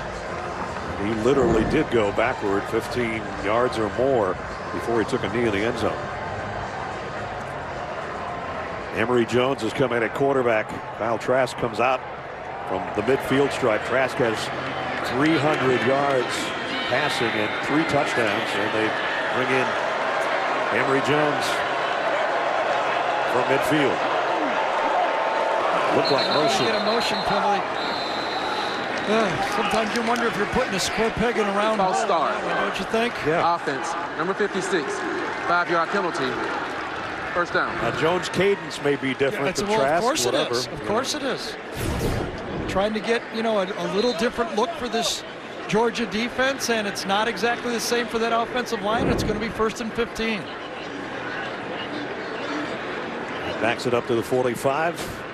Leave Jones in there. And by the way, that's the first penalty of the game for this Florida team. Jones is a Georgia native out of LaGrange. And 1st and 15, a run all the way for him. And he got about 7 straight up the middle.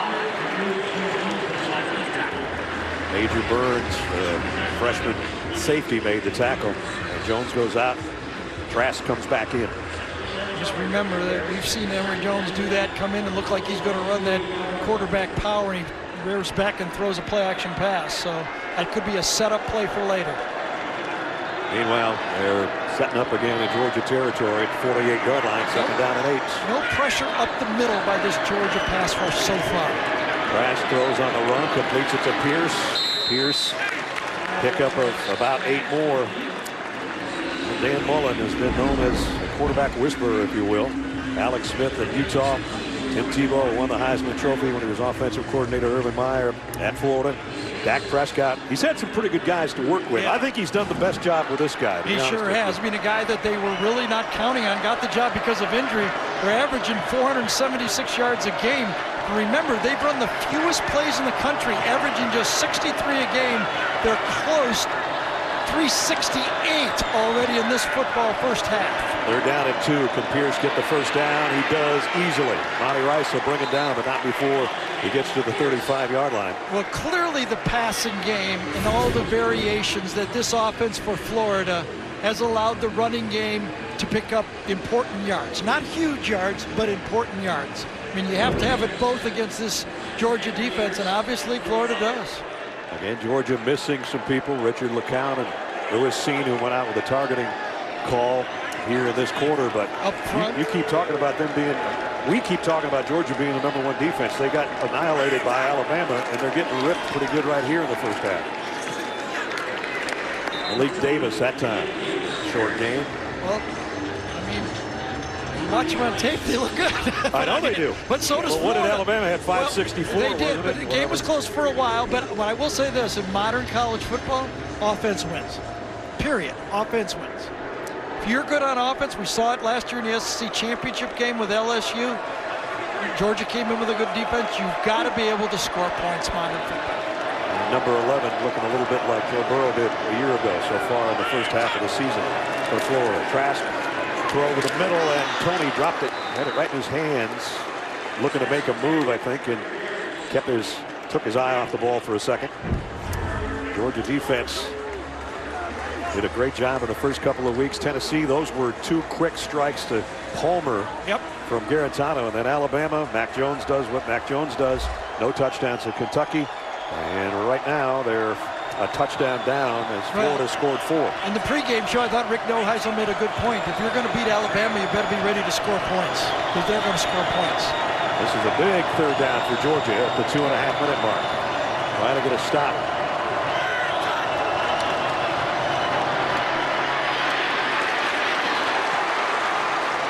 The 31 is Davis. Call on 3rd and long, isn't it?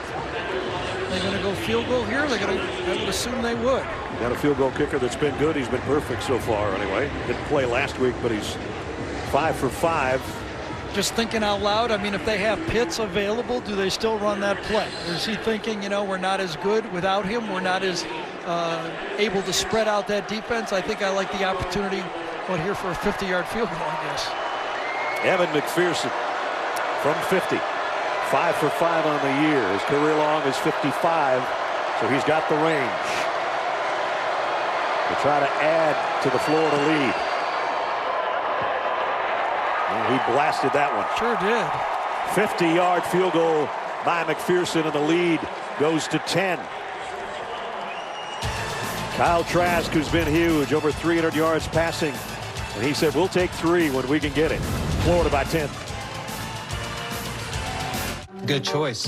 Head and Shoulders gives you up to 100% dandruff protection. I never do anything less than 100%. Me neither. I make 100% of my leg days. 100! My hair looks this incredible, even in 100% humidity. Take it up to 100 with clinically proven Head and Shoulders. Hey, Pam! What's that? New slices and sticks. Half pizza, half Italian cheese sticks. What's that? I spent a butter hump. An unexpected combination. Just $6. Acres away! Pizza, pizza. Coming up, Adam, Rick, and BJ will have first half analysis and highlights from around the country on the Geico halftime report. Florida just went 64 yards in 10 plays again in a little over 5 minutes and got a 50-yard field goal. So most of the Georgia fans after the Kentucky game was going, that was a good win. We kind of understand it. You ran the ball to get a win in that football game. But is that enough to beat Florida? Can we really do that? And no, it's not. No, it's not. It's not. They need to do more. So now you're in a 2-minute situation here. You know, I mean, the last 6 times Florida's had the ball, they have 4 touchdowns, a field goal, and a pick 6. Okay, so they haven't even had to punt here. They made 1 mistake. So do you let Stetson Bennett go here? Or do you say, let's get to halftime and figure something out when there's a lot more time? Remember, Florida gets the ball to start the second half. Georgia has 75 yards passing. Kyle Trask has 312 yards passing. That's pretty good. That's pretty good.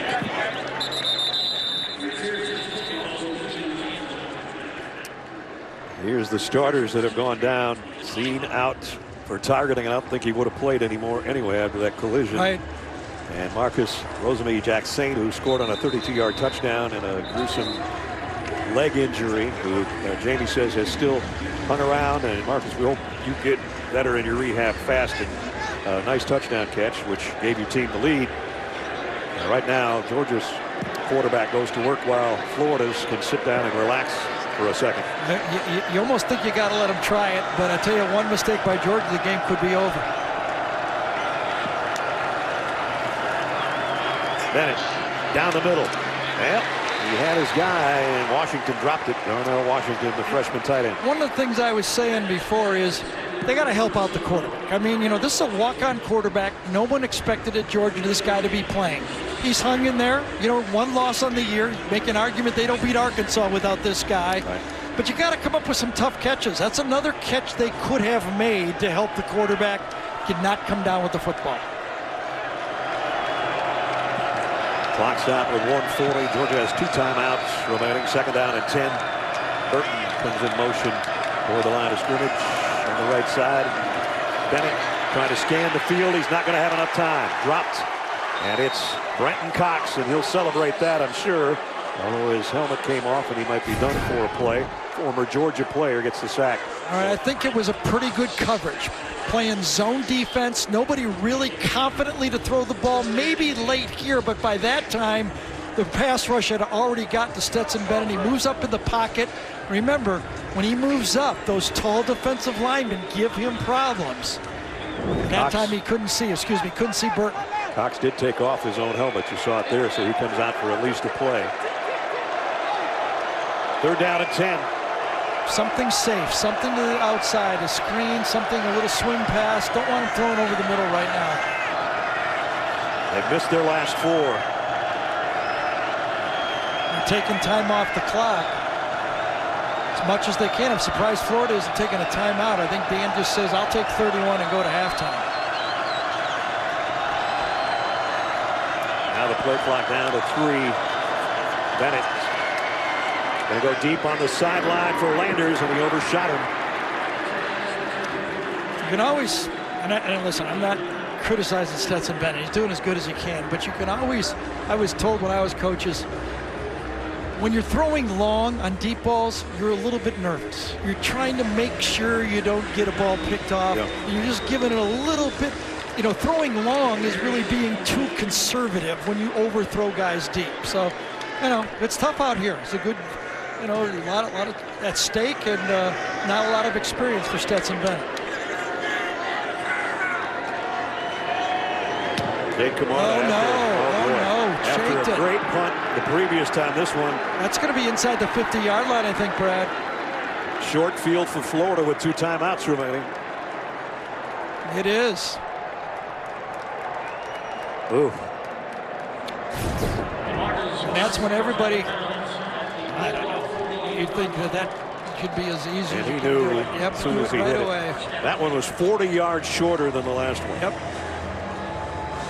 So now, even though there's 39, that's what I was wondering why Dan didn't take a timeout, and then he gets a break here now. 39 seconds, you're thinking another field goal right away here. Can I get a field goal out of this? Two timeouts for both teams. The way number 11 is slinging it around, he might just let it rip here a couple times. Oh yeah. 4 wide receivers out there. Let's see if Georgia can get a little pressure and affect the quarterback here in the pass rush.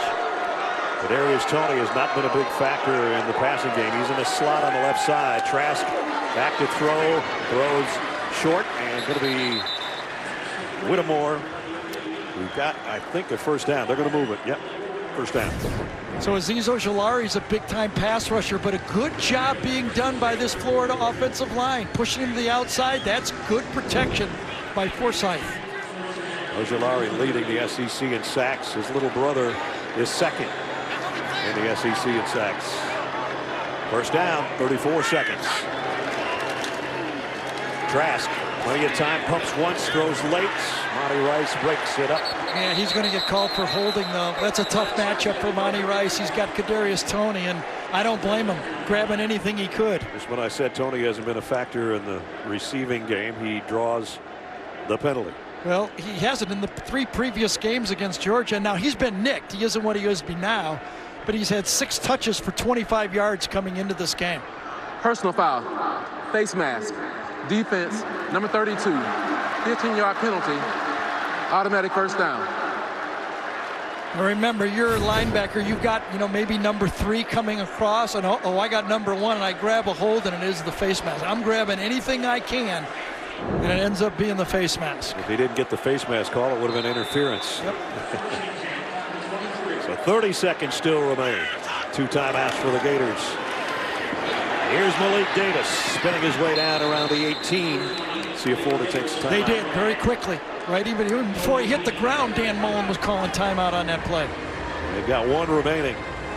25 seconds remaining in the first half. Gators with a 10-point lead and looking for more.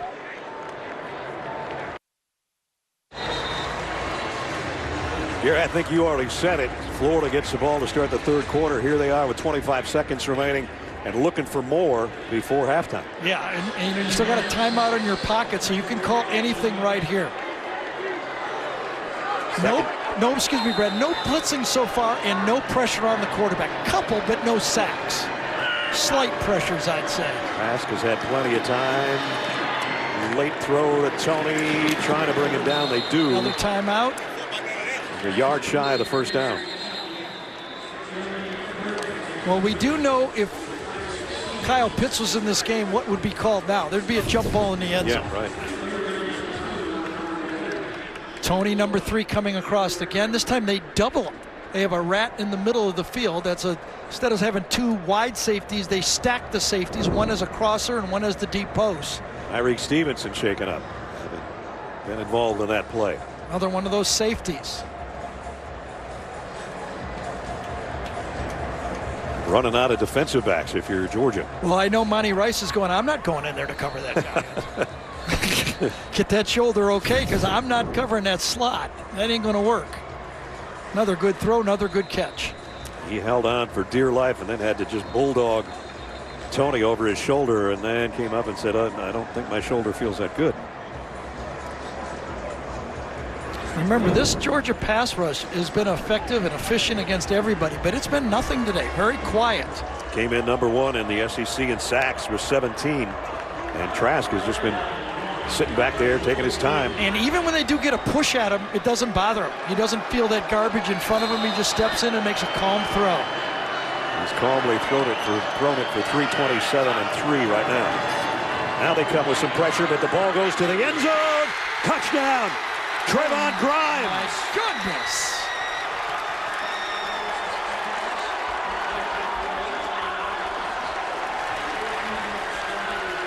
Tyson Campbell was there, but the throw was perfect. The grab maybe even better. 6'3", Grimes. Remember, he played behind 4 NFL receivers last year. Gets his chance and makes the catch. So far, Georgia's dropping the balls. Florida is not. At the beginning of the game, we highlighted Trevon Grimes because we said you can worry and double team about Tony and Pitts all you want, but the other guys over there aren't hamburger meat either, including this guy. Extra point upcoming for McPherson. Remember what this Florida receiving group lost. Van Jefferson, Jonathan Swain, Tyreek Cleveland, and Josh Hammond all in the NFL, and they've just reloaded with new receivers again. Kyle Trask is going to head it to the 5G AT&T pylon cam to Grimes as he goes airborne. And a perfect throw and catch as you get this look at the 4th touchdown pass of the first half from Kyle Trask. And he now has 22 of them on the year. And he is one fired up quarterback, as well he should be. That was a 48-yard drive in just 4 plays. Remember, Camarda's 23-yard punt set him up at the 48-yard line. It only took him 28 seconds and 2 timeouts to score again. And now it's 38-21 Florida. And I will say, okay, when you throw the ball up to Kyle Pitts, you can just loft it up in a general direction. But that throw by Kyle right there, Trask, that was a perfect throw. That's what you work on every day. When you make that throw, you can throw it at any level and it's going to work. And Grimes just showed climbing up and catching it. That was perfectly thrown. A winning throw that defeated pretty good coverage. 5 straight games with 4 touchdown passes or more for Kyle Trask. Nobody's ever done that in this league. And it's halftime, not quite halftime. So last year in this game, Florida only had 7 possessions. They've had 7 straight possessions where they've scored one way or another. One time for Georgia and the rest of the time for themselves. Zamir White, who had a 75-yard touchdown the first time he touched it today, touches it on a kick return and gets it out around the 25-yard line. One more look at what these guys do all summer, every day in practice. When they go into the kicking drills, they're down there throwing this back shoulder up as high as you can, and if it's not put in the proper place, you're not going to beat the good coverage that time. And Kyle Trask goes, whew. Yeah.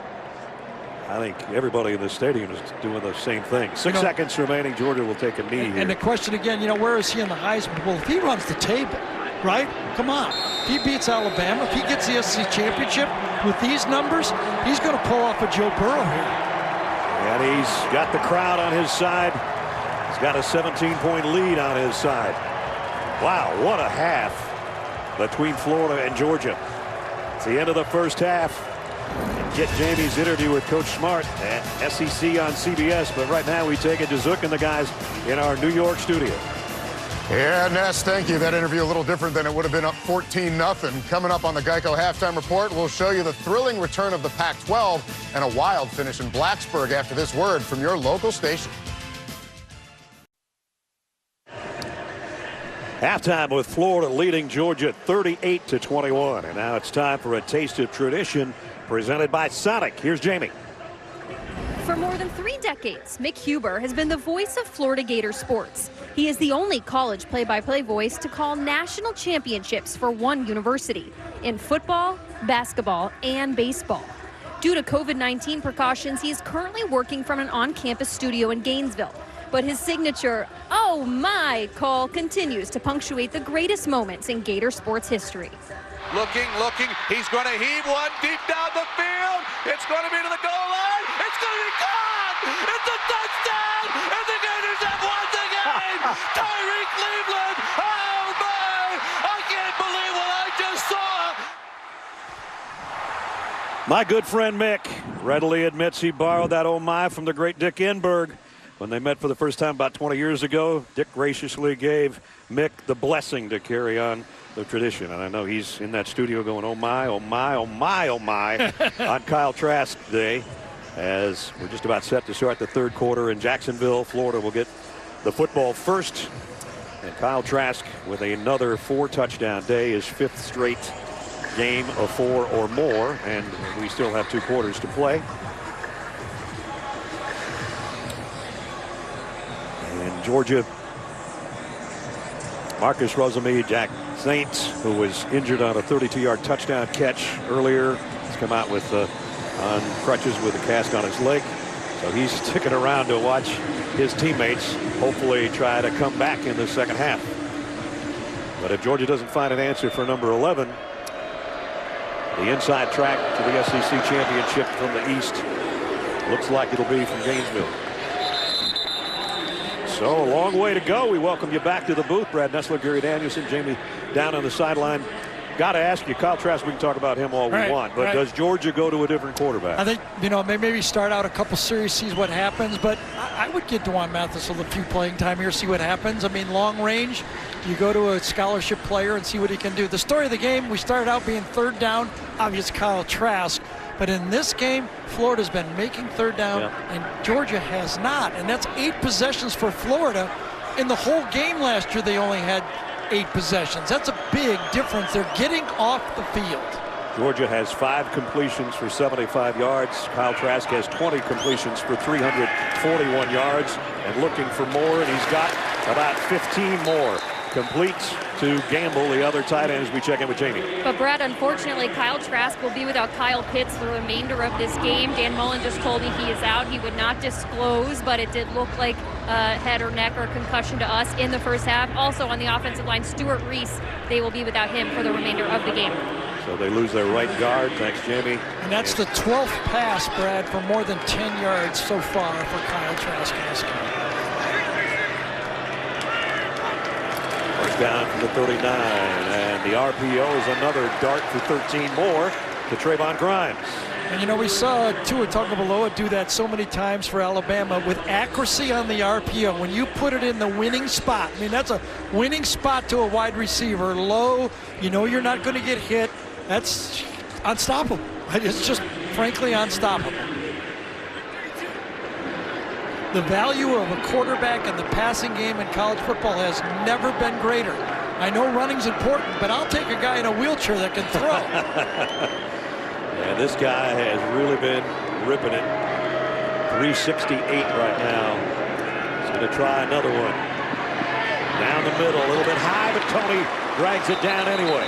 Kadarius Toney and another Florida first down. You know, and it gets contagious. When you start moving the ball and making all those catches, there's no such thing as a bad throw. It's your turn to make a great catch. And that time it was Toney climbing up to make the great catch. It was Pitts. It was Grimes. Now it's Toney. All over the place. Doesn't matter who it is right now. At the 35. 3 receivers to Kyle Trask left. He spent very little time under center. He looked like he was coming up there right now, but back to the gun. This time they do hand off to Pierce. Only about a yard. One of the things when the pass offense is working well, Ness, is it's hitting all parts of the field. Throwing the ball in a deep ball, he throws accurately. We saw Stetson miss some throws. Kyle has not been missing the deep balls. 4 for 4 to the left and 3 for 3 to the right. That one little miscue over there on the left was basically on the right side of the field. Eric Stokes on the interception return for the touchdown. You don't even remember those, right? The receiver carried that one right into the defensive back for Georgia, and Georgia's down 2 defensive backs with Seen out to the targeting.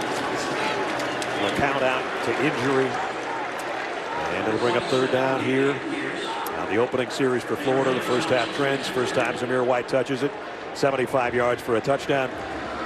4+ touchdown passes in 5 straight games. That's a new record. And combined first half points, the most ever in this series. It goes back to 1915. Got a feeling this is a must stop, and I think Georgia has to bring some players on this one. They've got to put some pressure on Trask. They do. He had a throw off his back foot and finally an incompletion and a stop. So Gary called it. They brought the heat, and it paid off that time. Yeah, there's no way. They're not defending him. You might as well try to get to the quarterback before he can throw it. Trask knows he does not have it protected. He backs up, and then just throws to a spot. And obviously the receiver went inside when he threw it outside. Nolan Smith put the heat on. Gene DeLance, the right tackle, is down right now. Remember, they already lost, as Jamie told you, their right guard. So the right side of the Florida line with some injury problems right now. Yeah, DeLance was a 2-year starter, started 13 games a year ago. Number 56, top right there. Goes inside, misses inside, doesn't block outside, and stumbles. And then comes up hobbling. Yeah. He might have, as he reached in, might have tweaked his own knee on that play. Senior out of Mesquite, Texas. Started his career at Texas, transferred here to Florida. And so he's heading out and to the locker room. Yeah, go get an x-ray, isn't he? Yeah.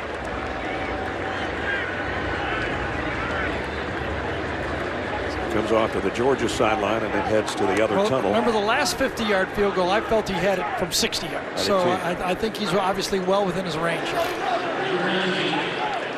This one is going to be 51. Yep, Georgia had to have a must stop, and they got it. Let's see if they can dodge a field goal here.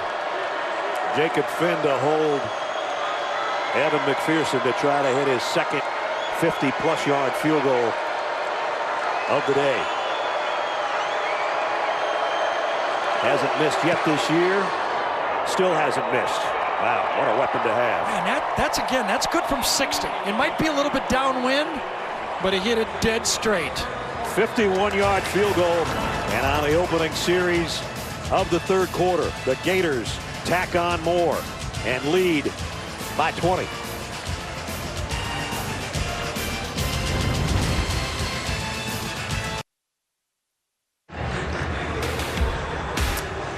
Thursday on CBS, looking for something with a little positivity? We've got it with a new comedy, Be Positive, from executive producer Chuck Lorre. Critics call it comedy gold. You can see why this Thursday night at 8:30, 7:30 Central on CBS.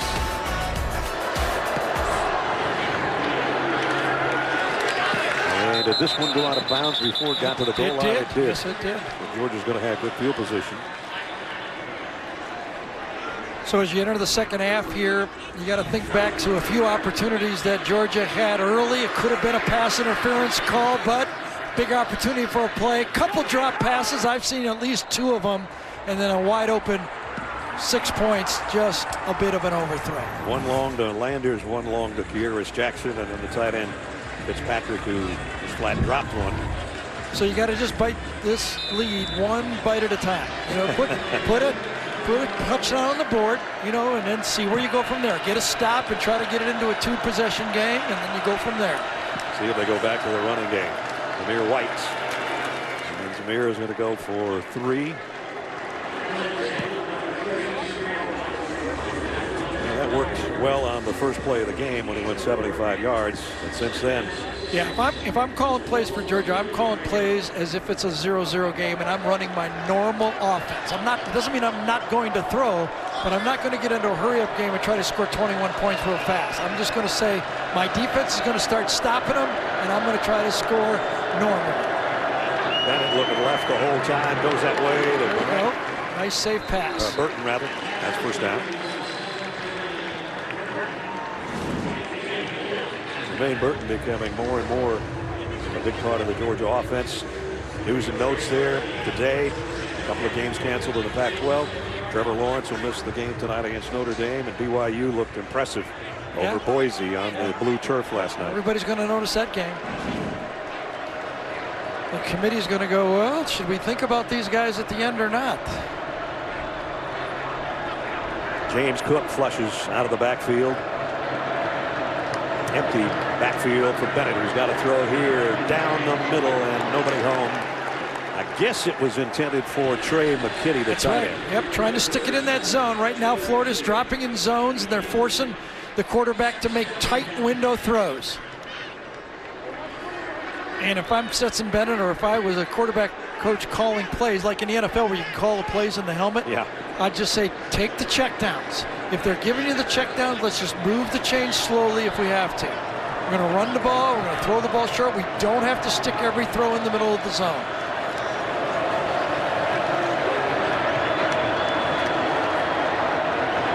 Bennett backpedaling, in trouble, has got to throw it away. And it's 3rd and 10. Zach Carter putting some heat on. And remember, he did not play in the first half. Right, 17's back out there, and he's fresh.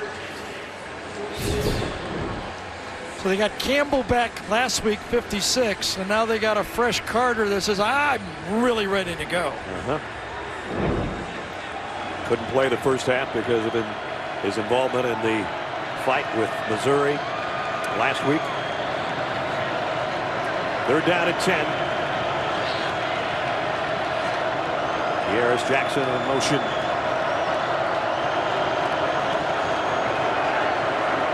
Bennett has time, and it's intercepted. Picked off by Kair Elam.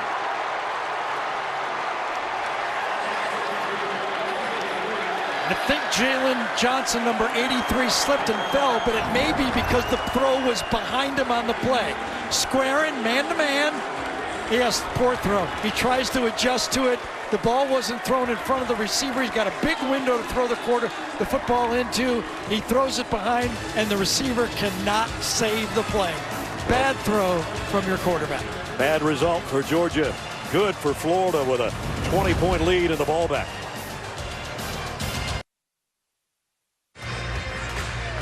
The Home Depot SEC on CBS is sponsored by Sonic.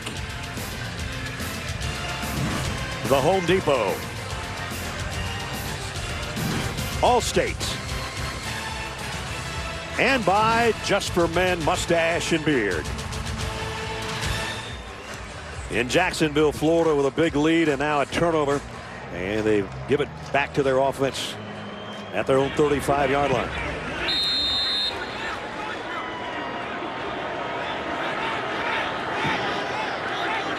Shorter in motion to the near side as Trask is back to throw. And again, getting some pressure this time, and he goes down. Sacked for the first time today, and it's Jermaine Johnson. Well, there's a big play for the defense, but I think Kirby Smart's going to make a change at quarterback. You see Stetson Bennett going, I know, I understand. Kirby has been great with Stetson. Through the mistakes, he's been positive with them. He's his quarterback, but, you know, we've all gone through these games. You make some mistakes, somebody else is going to get in the game. I give Kirby a lot of credit. When he brought him aside, he told him what's going to happen. I got to bring in number 2, and Stetson said, I know, I understand. On 2nd and 18, the Florida quarterback goes wide open in the flat to Davis. Oh, man, I don't quite get it. I mean, throw a dump pass to your running back on 18 yards and you pick up 15 yards. I don't know, for some reason this defense for Georgia just seems that they can't get aligned when they want to play zone, and when man they get picked. Motion, they make mistakes. They're just not having a good football game here. Actually, he got the first down. He did. I thought he was out of bounds before that. At the 45, they give it to him. So one thing if you throw the ball 18 yards down, you rip one in there, but when you dump it off, you get a first down. And now it's Pierce on the ground out near the 49. Well, if you look at the quarterback comparison, there isn't one. Almost 400 yards for Trask. And we think Stetson Bennett's day is done with 78 yards. 32 of that was a touchdown. And the interception on the last series for Georgia. It's tough. You know, I've been there. You get your shot, you want to play, you worked hard, you're a walk-on at a place you love, and it just doesn't work out for you. When you got against Alabama and Florida, it was just too tough on you. Here's Pierce.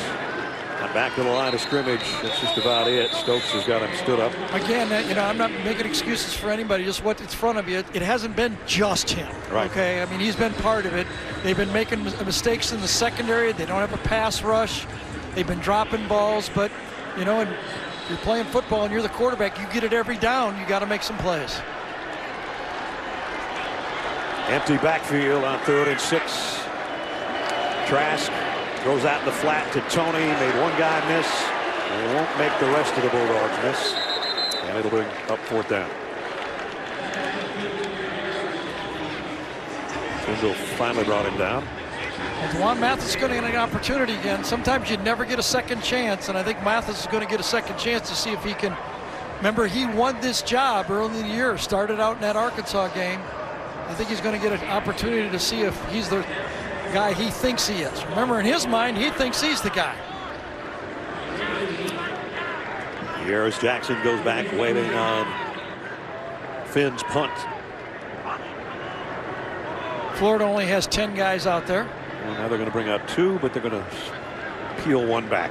It's 11. 11 should work.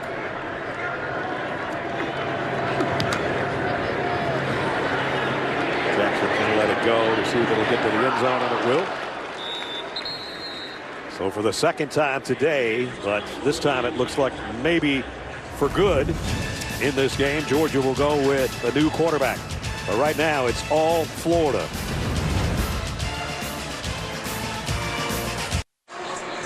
Take a look at the Dr. Pepper SEC Conference standings coming in. Georgia and Florida each with 1 loss. You win this, you're usually on the inside track. They're playing the West champ, which is Alabama. They got the weekend off. And it looks like unless things change dramatically in the next 22 minutes, we might have somebody else playing Alabama or whomever from the West in Atlanta for the SEC title game on December 19th. Stetson Bennett's numbers to this point, and you know, and it gets amplified even more when the other guy's throwing for as much as he does. Yeah. You know, in the Alabama game and in the Florida game, it's like, okay, you know, I mean, why couldn't it be like the last few years, 7, 17, and 17 points? But this is a different Florida team. Zamir White for 4, maybe 5. Slayton off the defensive line along with Kyrie Campbell in on the stop. Zamir might end up with 100 yards rushing by default because he got 75 on the first snap of the game. So what does Juwan Mathis bring to the table? What did they see him in camp? If they had much of a camp this year, we don't even know, right? But what did they see that he got the starting job the first game? maybe this, and maybe that. And Mathis has a first down. There you go. You tie a little bit of that together, couple play action passes, score one touchdown and see what happens. That's how you got to look at this. One series at a time. Brenton Cox goes for the handoff. Remember I said if I'm playing against Bennett, I'm going for the handoff every time. With this guy, I don't think so. I think he may try to keep more of it. Remember, he came in and had to have surgery, brain surgery, on a cyst in his head, so he missed a whole year, and then came back and just had to get healthy enough to play football again. So give him credit for hanging in there and working as hard. Cox is offside. Should be a free play for Mathis.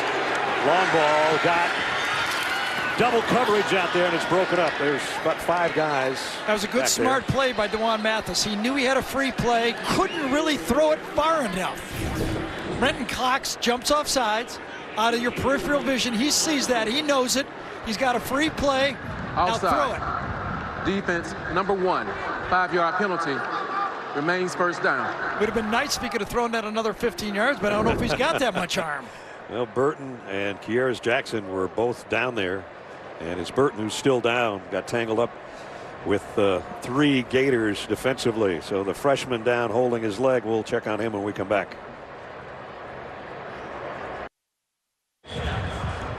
Let's take a look at the GMC game changer, Gary. And part of the game changing strategy of this game is use the running backs as weapons in the passing game.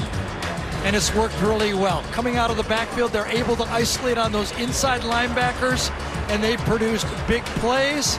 And even when they throw it and it looks covered, the Georgia defense has missed a couple tackles to make big plays. So the game changer so far has been everywhere, but it's also been the running back.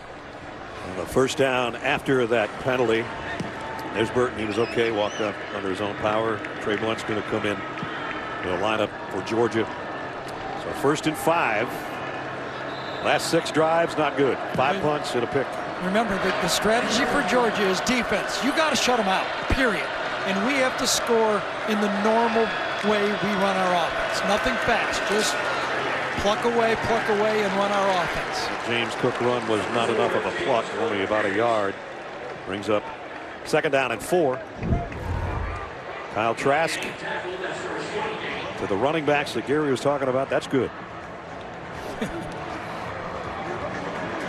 Got to be a nice, calm feeling over there, sitting really with a 20-point lead. Yeah, it is really one of the techniques that Dan Mullen has in his offense. He's always had it. He free releases his running backs out of the backfield, forces you, those linebackers, to cover them fast. If you don't, you're running down the field chasing a guy. Kendall Milton in the backfield, play fake. Mathis going to air it out long. And he overshot everybody down around the 5-yard line. It was Demetrius Robertson who was the intended receiver. Now you see DeJuan Mathis right there. He goes, he knows, he missed it. He missed the open receiver. He had the tight end on the pop pass right away. He looked at the bench and said, I know, I missed him. Oh, man. And I went the other side, and that's guessing. You know, you haven't played a lot. You're looking for a big play, and instead of going through your progression, you go to the outside guy who's in one-on-one coverage, looks at the bench, and goes, I got it, I messed up. And Darnell Washington's not easy to miss. No, the freshman tight end, 6'7". So now 3rd down and 4. Remember, one of those yards they've gained was on the offside penalty. 10 players on the field for Georgia, for Florida. So they'll take a timeout with 5 minutes remaining 3rd quarter. Kirby Smart's going, I know what you thought you saw. That's not really what we were looking for. Georgia down. Tomorrow on 60 Minutes, can the president's legal challenges change how votes have been counted in key states? Plus, inside Operation Warp Speed, the U.S. military's plan to deliver COVID vaccines to America. That's tomorrow on 60 Minutes. I think if you're calling plays for Georgia right now, you got 2 downs to pick this up.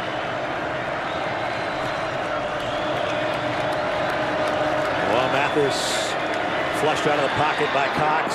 Going to run for it. I don't know if he got there or not. We'll see where they mark it. I think he's going to get it.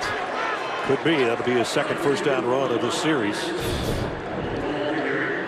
Had a 17-yarder earlier, and now he needed 4 and got there, put his left hand out with the ball. I think that's what got it for him. He had to get out of there because Brenton Cox, number 1, took an inside rush and won on that play from Salyer. Excuse me, against McClendon, I believe it was, number 70. think it was 70 in the game there. Yes, it was. So he had to get out of the pocket and made something out of nothing. Did he get enough? They still haven't moved No, the they chains. haven't. They haven't. Watch the inside rush right here by Cox. Spin inside. Got to get out of there. Good elusive play. Now does he get enough for the first down? They're reviewing whether or not he got the first down. No, by the they mark. did not, did he? He did not. He brought the ball back pulled before it the back line. in. Yes. Here's another look. Kearis Jackson was out there trying to get a block for him, but he's out of bounds. And yeah, he pulled up a yard Yes, he shy. did. See, Marlon Dunlap was after him. He says, I can beat him, but there's another guy in front of me. And here's the call from James Carter. After review, the runner went out of bounds with the ball in his possession at the 48.5-yard line. It'll be short of the line of the game, 4th down. That was 4th down and less than 1. And it's no decision, obviously, right? Yeah. Got to go for it.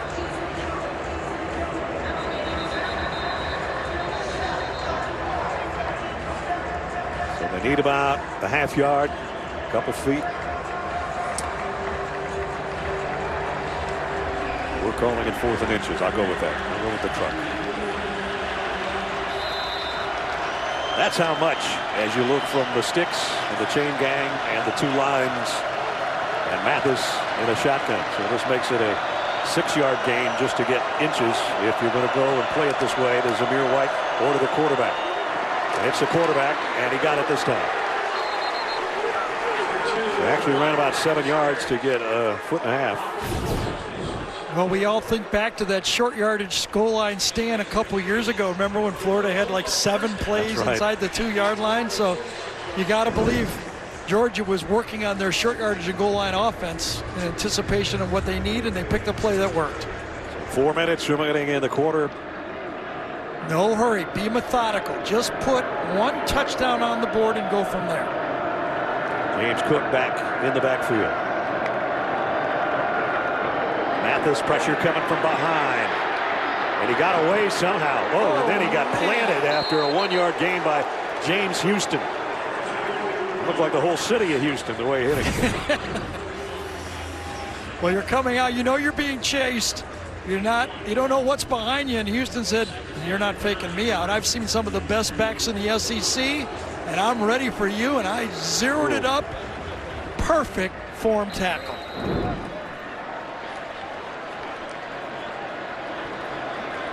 At the 44-yard line. 2nd down. Bench warning. Sideline warning against Florida.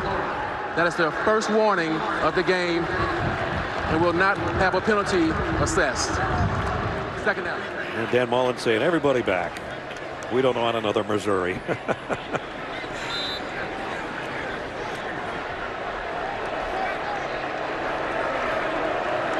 As you look behind, Juan Mathis, 2nd down and 8. He switched the tight end, Washington.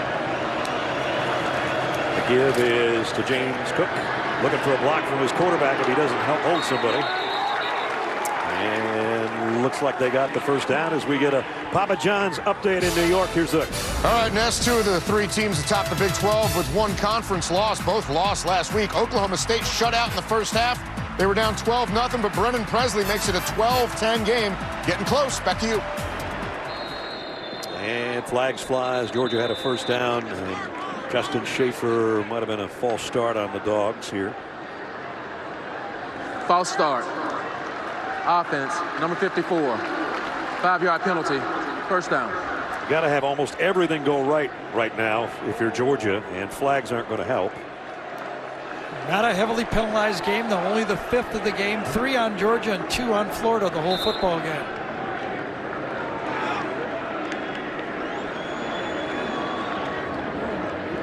That's what Gary's talking about. 2 on one side, 3 on the other.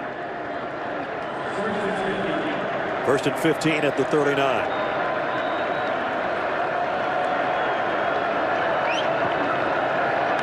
Corner blitz coming. Milton on a handoff straight up the middle. And Milton's got it down around the 20-yard line and a Georgia first down, and he might be hurt at the end of that play.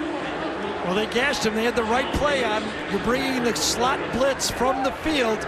All you got to do is get one crease. Remember, there's one less safety back there. And this time, good job by Ben Cleveland, 74. Just rooted his man out, and Milton runs right behind the right guard's block. And you see, kind of did the splits when he tried to stretch it out, being tackled. And once he got up, he went down in a hurry. Yeah, that left leg. Picked up 19 yards on the carry. Working on the left leg of Kendall Milton, the freshman. Man, had too many guys down today, that's for sure.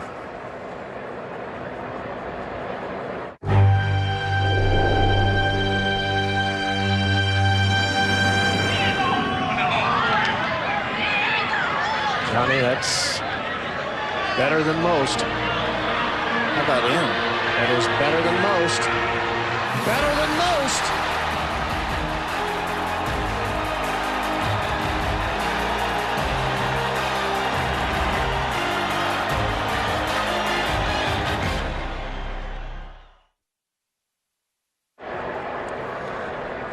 Kendall Milton helped off the field after that first down run. Don't forget, coming up a little bit later, the play of the game presented by Jersey Mike Subs. Another look at the end of the run by Kendall Milton, the true freshman out of California. Remember, the blitz came from the field, good blocking up front, and decent tackle, and he got twisted, didn't he? Just got twisted. Oh, man. Way too many injuries on both sides of the football in this heated rivalry. And a very clean game, right? Yeah. I mean, it was, you know, it was.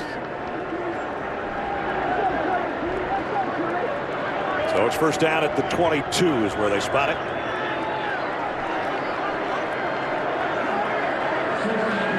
Four first downs on this drive, a couple by the Georgia quarterback. Got a good matchup down here. Big receiver against the linebacker. James Cook for a couple to the 20. And the clock's going to work its way down around a minute and a half. Stetson Bennett, if you're just joining us, started the game. Was roughed up a little bit, went to the locker room, came back, threw a couple more good passes, but ended up only 5 out of 16. One touchdown, one interception, and thus is the reason. DeJuan Mathis is in there, playing quarterback. So the question is, can they run it all the way in, or are they going to have to throw a little bit more? Remember, they got the quarterback run as well as part of their package with Mathis. And he dropped the ball on the snap, so he's got to cover it. And a big loss back outside the 25. Second drop by the Georgia quarterback in the game. Stetson Bennett dropped one early. And that one, perfect snap. Trey Hill has had some struggles, but those two, one earlier and that one, were perfect. Looked like in that picture, and it was a great shot that he took his eye, just looked to the right a little bit, and he dropped the ball. And now it's third down and what they didn't want, 14. And so far on third down at 8+, they're 0 for.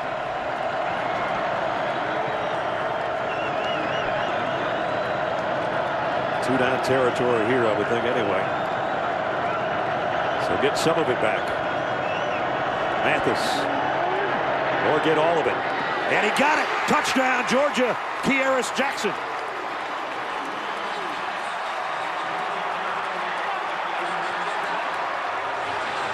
Well, Florida was trying to disguise so much they ran right out of the coverage. Watch the disguise, and when he bails, he actually opens up the area behind him.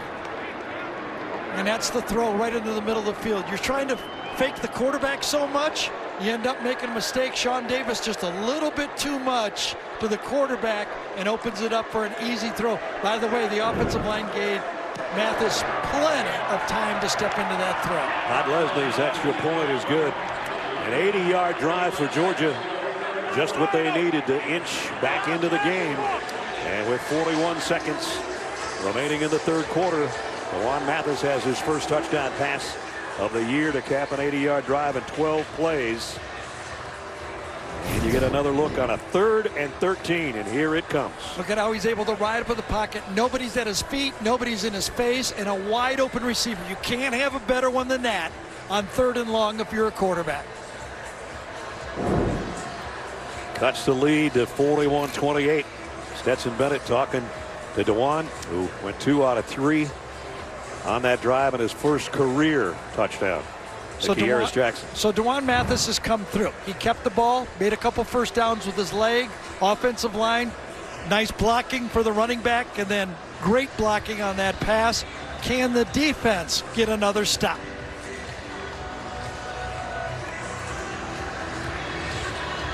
Remember, the last time he stopped him, he did it with pressure, too. Are they going to start blitzing more? They got a sack. They had a throw that was a little off balance from Trask. See if that's the remedy again on this defensive series coming up. Kadarius Toney backpedals his way back to the goal line, awaiting the kick from Jake Camarda. Kearis Jackson, by the way, second touchdown catch of the year for Kearis. He's been whatever quarterback's in there for Georgia's favorite receiver. You know, and these numbers sometimes look ugly. And one's a 4 and one's a 2, but it's 2 touchdowns. Yeah. I mean, you know, you can't get down right here. And Camarda blasts this one out of the back of the end zone, so Florida will come out to the 25. It'll give us a chance to remind you next Saturday, following live coverage of the Masters, an early evening showdown from Baton Rouge. Number 2 Alabama back in action against LSU. We'll kick it off at 5 Eastern with the drive to Atlanta and State Farm College football today. Next Saturday, the SEC is on CBS. My partner will be paying absolutely no attention to the pregame festivities. Not on Saturday, just a little bit. 10 o'clock on. Trask lofts it out, and again, out of the backfield, they're going to get an easy one for 11. Those free releases are really driving this Georgia defense nuts. Instead of the running back checking for a blitz, he just goes. And if Trask sees an opening, he lets them have it. I can't believe that's not a bust. I mean, when you got a running back coming out that early, 10 yards of field in front of him, someone made a mistake. Major Burns, the guy that was in on the tackle, is down. And that'll be the 3rd safety out of the game. Georgia is about out of safeties. LeCount not out here because of the dirt bike incident. Scene, who went out with a targeting foul. Now the guy that comes in to take his spot gets out there trying to make the hit on Naquan Wright and still hasn't gotten up. Collided with the left shoulder of Wright on his shoulder or the side of his head. With 32 seconds remaining, it's going to be a long walk back to the other sideline. And now if you're Dan Mullen, do you just run out the 32 seconds and take it to the 4th quarter and say, okay, we'll buy what every time we can? And it does look like they're going to do that. Trask is waving him over and said, we're going to start the 4th quarter. Most passing yards ever against Georgia. And he already has 25 completions. His career high is 30. He's not done throwing it, I can guarantee you that. And he's about, I think, about 5 yards shy of his career high as far as yardage. You know, one of the things that was impressive about Joe Burrow last year was when teams made a run at him, Joe would always answer. Yeah, that's right. Okay, so now let's see if Kyle Trask, you know, they're making a little run at you. You know, they put points. If you put a touchdown up here, that might be enough in this football game.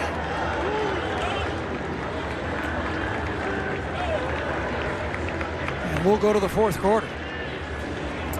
Right now, Trask is 5 yards shy of his career high passing yardage total.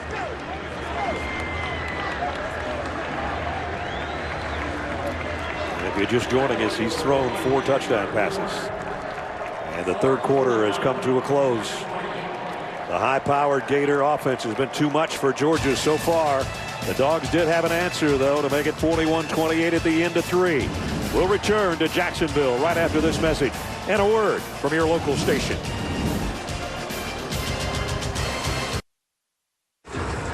The Home Depot SEC on CBS heads into quarter number 4 in Jacksonville. And the Florida Gators have it under control right now, but we still got 15 minutes left. And Georgia scored the last time they had it, 41-28. Florida starts things off on their own 35-yard line. Trask looking for more. That should put him at a career high in passing yardage and another first down. So the Gators just keep rolling, Gary, and it doesn't look like Georgia can stop them, and that's what they need right now. Stops. Yeah, and you know, coming into this game, Florida led the SEC in possessions. When they get the ball, they've been scoring 2 out of every 3 times. They've had 10 possessions. They're right on that mark. They've scored 7 times. Georgia's been good all year, but not against this offense. They can't get them off the field. Nope. They won't get another chance offensively. Georgia's been the best in the league at stopping teams from scoring, but not tonight. Emory Jones in at quarterback now for Florida, but they keep it on the ground. And they go with Naquan Wright again. And he's got it to midfield.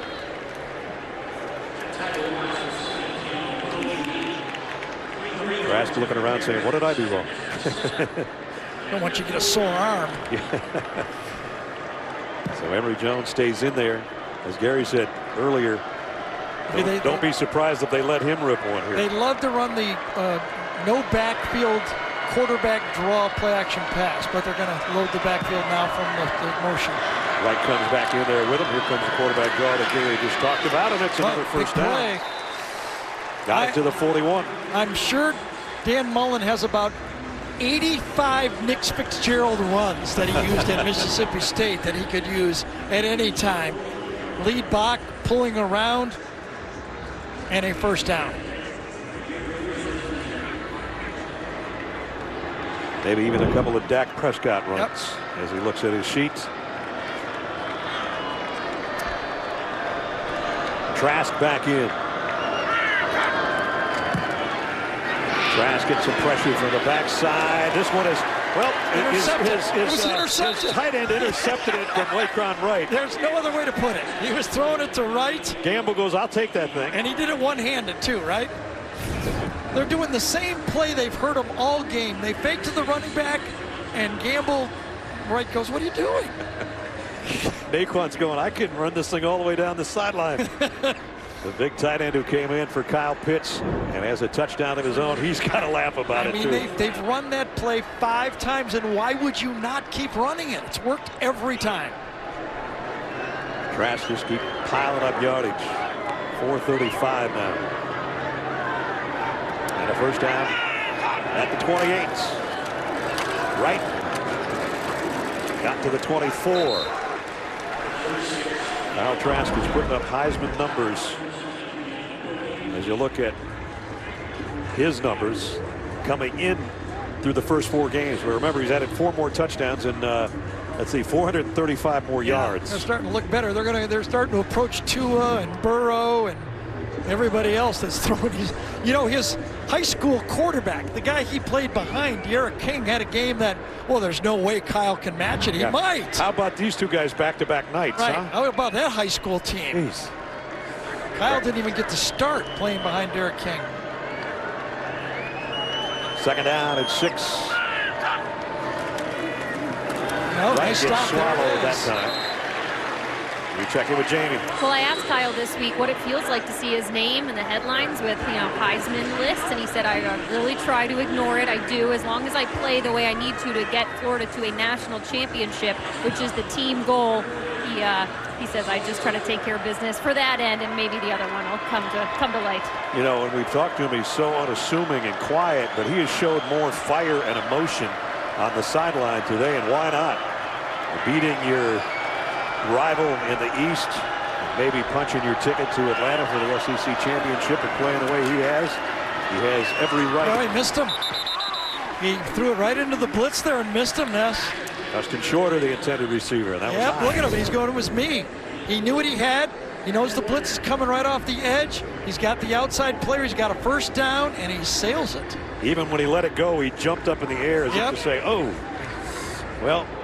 I think it was Jamie's fault talking about the Heisman. It probably was. He tried not to think about it until Jamie mentioned it. Well, this guy has been good from 50 and 51. This should be a chip shot from 45. Might be a little bit different wind here that he's kicking into. From left hash. 4 minutes into the third quarter. McPherson from 44. Look at Gary, the prognosticator. He missed it. Missed it from 44. That's a big field goal, too. Would have made it a 16-point game. Now it's still reachable. Well, they had 2 of 50-plus But this one, from a little different spot, tried to steer it in, and no good.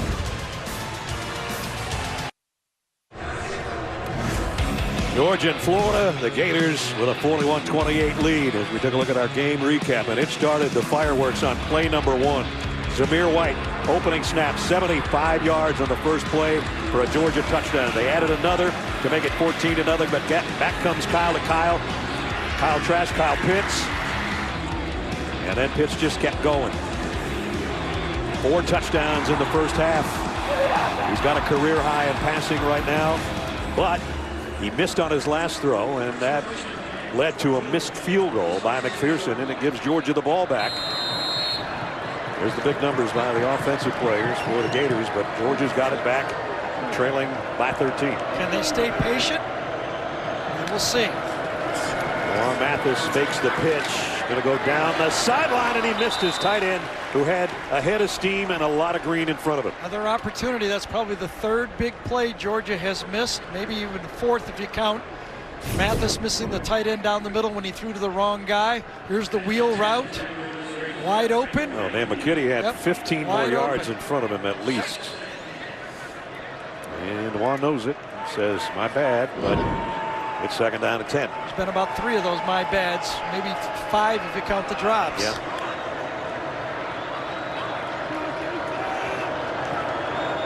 Went 80 yards the last time. They'll keep it on the ground as Zamir White. But since that opening snap, it's been tough sledding for Zamir. Got about 1.5 yards there. So here we go. Last time on 3rd down, they succeeded.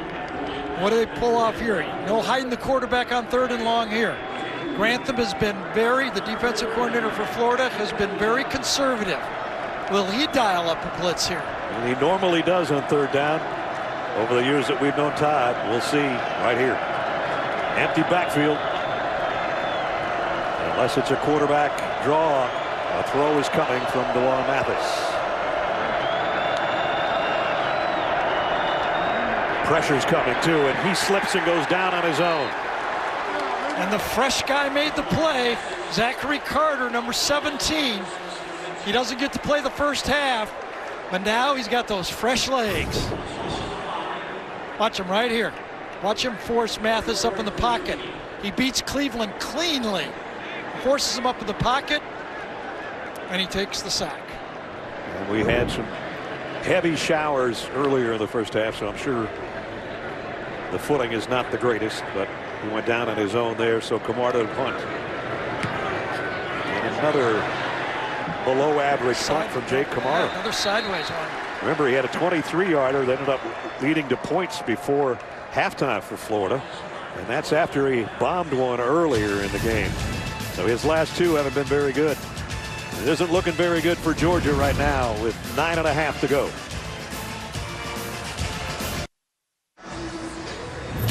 The Home Depot SEC on CBS is sponsored by Marathon, Dr. Pepper, Ford, and by Wheels Up. 9:28 remaining. You take a look in on the city of Jacksonville, the home to this rivalry since 1933, and our aerial coverage provided by Goodyear. Pretty night in Jacksonville. It's going to be a more fun night for the Florida fans if they hold this lead of 41-28 right now. And I think both sides understand right now where they're at. If you're Florida and you're Kyle Trask, you know we put a touchdown and this game is over. Georgia says we need another stop. We got to let our offense get on the field, only down 13 points. Haven't scored on the last 2 drives, and Georgia's defense has got to try to force things again. It's Pierce, broke 1 tackle, broke the second, and he's going to get run down after a gain of 2. Good pursuit by that Georgia defense. You run through a couple, but there's always another guy. 1 miss, 2 miss, almost a face mask, but right at the end, cleaned up for the tackle by Christopher Smith. Yeah, Chris might have got a little hand in the face mask too, but he did bring him down. He's the guy playing for Richard LeCount, who's out with the injury after the dirt bike accident last week following the game against Kentucky. You have to say it's a different offense without Kyle Pitts out there. Much easier to defend.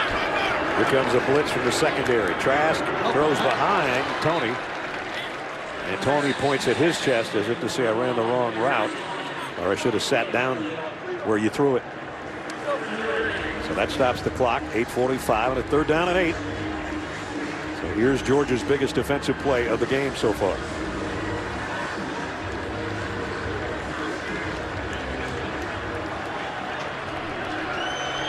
See if Georgia can force a punt.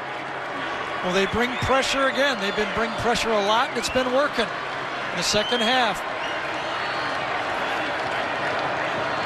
And Shorter in motion to the top of the screen. Trask is looking that way, throwing that way, and incomplete. Intended for Trayvon Grimes. And it is 4th down. Tried the same type of a play, type of a wheel route. Eric Stokes coming off, inside player, the slot tries to run a wheel, and Stokes is with him the whole way. Great defense. Stokes, who had his 3rd interception of the season, a pick 6 that had Georgia in front at one point in this first half. Nice play there. Still a football game. This Georgia defense has stepped up in the second half. They're giving their offense another chance. Remember, Kearis Jackson had a 57-yard kickoff return earlier in the game. He'd like to get his hands on a punt return here. I think this one's going to be too high. Has to take the fair catch around the 9, maybe the 8. So a long way to go for Georgia. But there's still 8:34 to play. Dewan Mathis and the Bulldog offense back out there when we come back.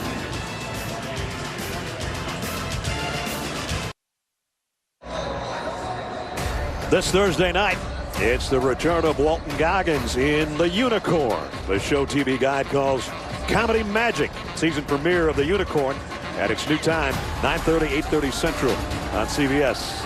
If Georgia could find any football magic right now, would be the time to come up with it. They start their own 9-yard line. Yeah, no, so Florida has to be very careful not to go into a prevent defense. There's too much time. It doesn't mean you have to be blitzing and aggressive, but you just can't go into the bail technique and give Georgia easy throws. And if you're Georgia, are you calling plays as if it's 4-down territory unless it's 4th and real long? 2 tight ends. McKinney, one of those switches from the slot over to the right on 1st down. Play action to White. Long ball coming up for. Hey, it just dropped out of the air, didn't it? Matt Landers turned around and looked, and it dropped behind him about 5 yards. It did. That thing looked like it caught a jet stream or something. That was weird. I thought he had a pretty good angle on the throw, and Landers overran it by 15 yards. I don't know if he even saw it. Do you? I don't think he could find it. So 2nd down and 10.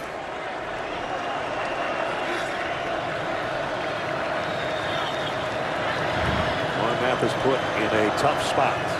This Georgia offensive line is also in a tough spot. They know they have to give a good pocket to Mathis.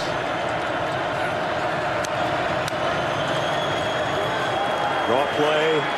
Zamir White has one big one already. And this one busts it out to a 1st down for the Dogs. I thought Ventrell Miller, 51, he faked the blitz inside, and I thought he had it all over. He put the wrong hole, and then Trey Hill comes out and feeds off on the late block. 1st down run, and now Mathis on 1st down. One hops it, intended for Darnell Washington. And guess who's fresh again in this face? Carter. You don't play a whole half, you get kind of hungry. No, he's going to say, Coach, you know, I think I like this taking the first half off stuff. Again, this is working for me. Yeah. One of the guys that was suspended for the first half of this game because of the altercation and taking a couple of swings in the Missouri game last week at halftime. And the league kept him out of this game. 2nd down last time they went with draw. What do they try to pick up 4 or 5 yards here? Mathis gonna go deep. Got a man out there. Oh, Demetrius Robertson had his fingertips on it, and that's all. Well, he's got plenty of arm, doesn't he? Mathis, he saw Robinson late, threw a pretty good ball. This one did not drop out of the air. This one kept going. He threw to the right man down the middle. No help, or late help at the best. Threw it from the 20 to the 25 on the other end, and just off the fingertips of Demetrius Robertson. And almost flat-footed. Took a half step, but he knew he was going to get hit. That's a pretty nice throw. 3rd down and 10 at the 8-minute mark. They've only converted 1 3rd and long today.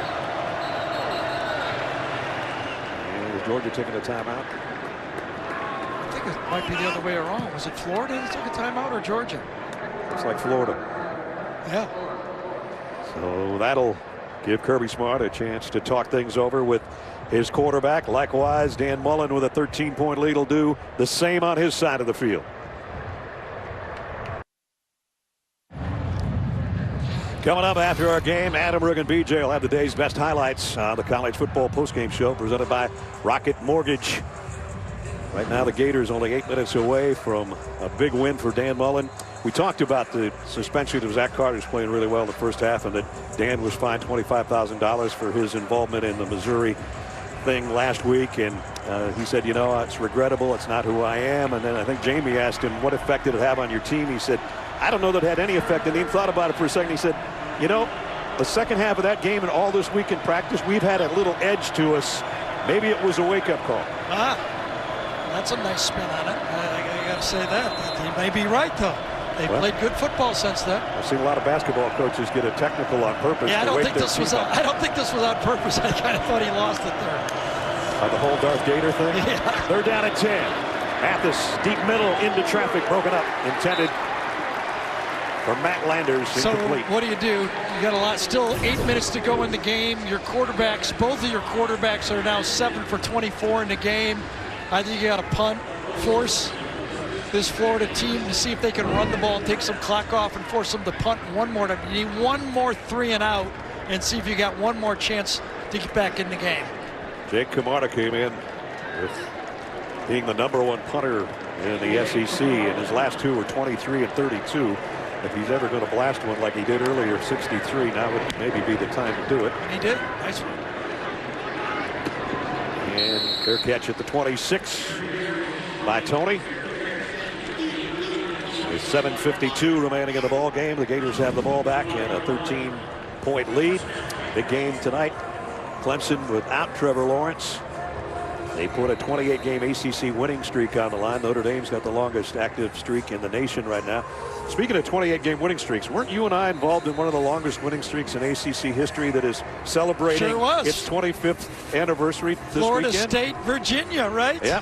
Warwick Dunn came up just a little bit short. Virginia at home picked off the Seminoles of Florida State, who I think had won 33 in a row at that time. I don't remember. I think we've done a lot of games, so there's a possibility we did everything. Here's Trask in trouble, got a little pressure on him again, but he still finds his receiver. Yep. And it's Malik Davis out of the backfield again. How about these running backs for Florida? It's been the story of the game, really. I mean, now that Kyle Pitts is out there, even another wheel route for the running back. That's got to be 7 of these, isn't it? Yeah. Gee.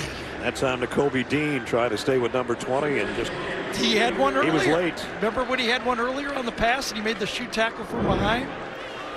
He goes like, I don't remember this offense. When did I start doing this in the linebacker position? Kyle Trask is saying, I've been doing this all year. And I do like the way they're coming back here. We got this lead by throwing it. We got a good quarterback. Let's trust him. Take the clock down as long as we go, and let's move the ball and put this thing away. Take it down to 2 seconds. Trask comes up, getting ready to throw it. Oh, and almost picked off by Webb. Absolutely. It might have been a touchdown. He double clutched it and allowed Webb to sneak in there. That easily could have been a pick 6. Wow. So you got to trust your quarterback. When he double clutches it, as soon as he throws it, he goes, oh my goodness. And Webb, and he's not even, nobody's going to touch him into the end zone on that play. So 7 minutes, and those two Georgia fans know that might have been just what the Dogs ordered to even think about getting back in this game. My goodness. Hang in there. You never know if you're Georgia. Trask under center for one of the few times. They keep it on the ground to Davis, and he stood up for maybe a yard gain. It's 3rd down and long. I think Dan Mullen goes, Kyle, I know you're really good, but so far I've looked at their quarterbacks, and we're running the ball right now. We're not giving you another chance to throw a pick. Well, he's got a career-high day going, a 4.53 right now. They have 86 yards on the ground. It looks like that stat of who has the most rushing yards isn't going to matter today after 14 straight years. Even though Georgia had one long run by Zamir White, who has 106 yards on 7 carries. 4-man rush, playing combo coverage behind it.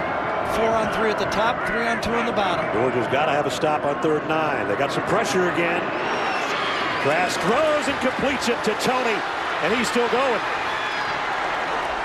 Kadarius Toney, his biggest play of the day. I think so. And it's going to take, unless Georgia uses their timeouts, it's going to take another almost 2.5 minutes off the game. Good protection. Good job by Trask getting out. And then Tony reaches up, makes the play. 21-yard pickup for number 1, who's so dangerous in the open field. Once he caught it, the rest didn't really matter. That's right. His 8th catch, but the biggest one so far right there. First down at the 34. As we'll work our way under 5.5 minutes before the next snap. We're going to run the ball here too. Davis might have gotten a yard. Got to start using your timeouts if you're Kirby Smart, and he did. Here comes one. Yep.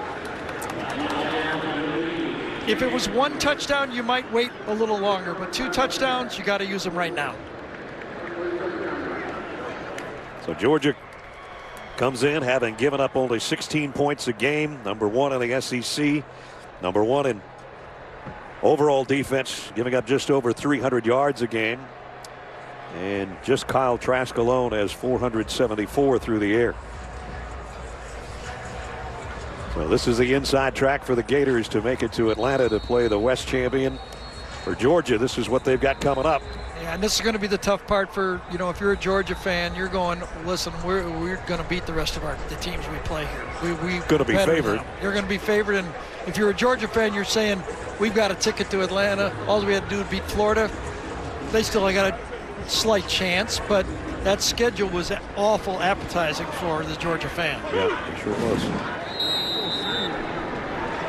Meanwhile, Florida's going to be going to 4-1 unless something drastic happens in the next 5 minutes. Trask almost threw an interception again. Copeland was the intended receiver. Tried to go to the back coming out of the backfield, but this time the Georgia knocked him out of the way. Watch him as he comes out. Malik Davis gets taken out of the play by Jermaine Johnson. So he comes to his next receiver and almost sticks it into coverage. They were going to throw a safe pass, but Jermaine Johnson made it into a dangerous throw. Here's 3rd down and long again.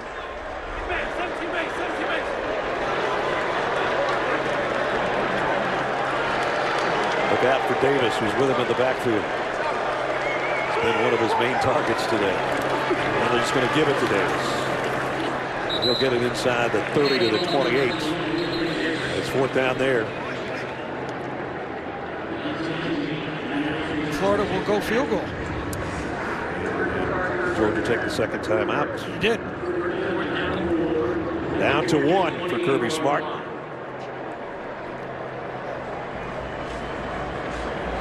Kirby was 3-1 coming in against Florida. Here's what Florida has left. Yeah, very similar story. They've got that LSU makeup game at the end of the year, but that at Tennessee is an interesting game, isn't it? Now they're going to be favored. Kentucky will give them a battle, I think, is physical, but at Tennessee is an interesting football game. Tennessee could make their year knocking off Florida. Arkansas has been maybe the surprise of the conference. Vandy, Kentucky, Tennessee, and McPherson, who missed his last attempt from 44. Itching for another opportunity here to make up for that miss. There's the 2 quarterbacks. So one on the left who started, and one on the right who came in to take his spot and played pretty well so far. But not good enough when you got 2 guys that are 7 out of 24 for a little over 100 yards. And the other guy is 30 of 42 for 474 yards and 4 touchdowns. You got a good quarterback, you got a good chance. Yeah, and Florida's got a good quarterback. Well, they're going to keep him on the field. They're going to try to draw him off sides, I wonder. Or are they just going to try to pick it up? 4th down and 4. They empty the backfield. They are going to go for it.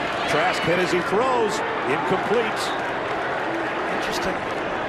Aziz Ojolari got in there and caused the throw, and then Tyreek Stevenson was close on the other end of that. I'll tell you this. Good blitz coverage. It wasn't a complicated blitz. That's really the Mike linebackers. Should be handled by the offensive line. It was not sorted out well. Monty Rice is in there. But I will say this. Without Kyle Pitts on the field, this Florida team's a different football team. Remember, he was on the receiving end of a targeting in the first half. Did not return. Has not returned. Hopefully he'll be back for their next game. And now here's Georgia with 5:06, one timeout, trailing by 13. They need 2 scores. And 5:06 left. Draw play, James Cook. Anytime Florida holds Georgia short of a first down, it's a win for the defense. This is when Georgia's got to regroup now and hustle the line. Before they had a little more time, not so much anymore.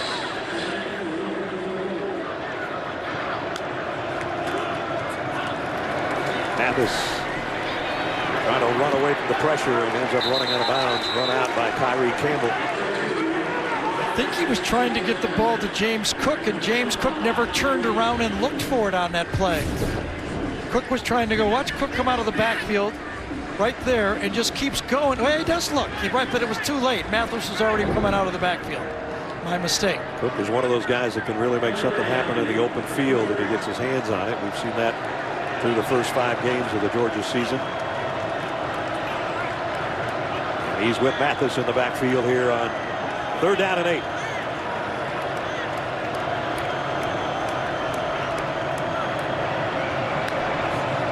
Oh, he comes after him. Deep ball sideline. Overshot Landers again. Well, they're going to go for it.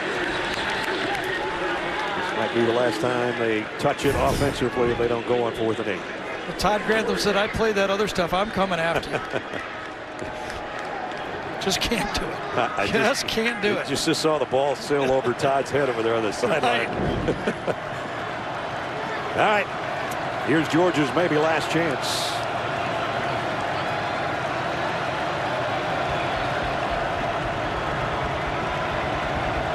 Inside technique at the top, man-to-man coverage.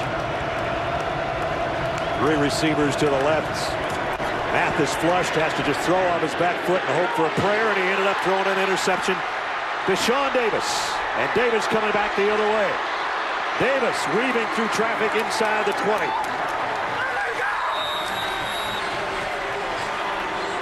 And with all the offense Florida's had through the year, their defense might have just iced things against the Bulldogs. Well, Todd Grantham on 3rd and 4th down brought pressure. He went man-to-man coverage. He goes, guys, we're either going to cover them or we're going to lose. So they man up all over, pressure inside. Mathis has no choice but to just try to lob it up. Can't take a sack on 4th down, and he finds number 6 for Florida. And Sean Davis, who didn't play a week ago, has his first interception of the season. And with just 3 and change remaining, Georgia quarterback, is Kirby still coaching him up, whether it's the starter or the backup? The Georgia quarterback has been the position for 3 years around. Ever since Justin Fields signed at Georgia, the whole process with Jake Fromm, and then Justin leaves, and he's done pretty good, and that shadow is still over the quarterback play of this football team. So if you compare all 3, obviously the fans for Florida know what we're going to put up on the screen right now. And it's tough. And the chop is starting, and here's what it looked like. A career high for Kyle Trask, and another 4-touchdown game, 5th game in a row he's done that. Each Georgia quarterback threw a touchdown, but and obviously the transfer from USC, JT Daniels, is not ready, or he would be given a chance to play. And his knee surgery, just over a year ago, has not allowed him to be 100%. Tim Tebow's sitting at home right now going, don't let him throw that. I got a feeling Tim Tebow is never sitting at home. Do you think that he's always got something to do?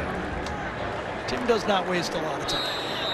Career high in completions, by the way, too, for Kyle Trask. 30. He just hit it.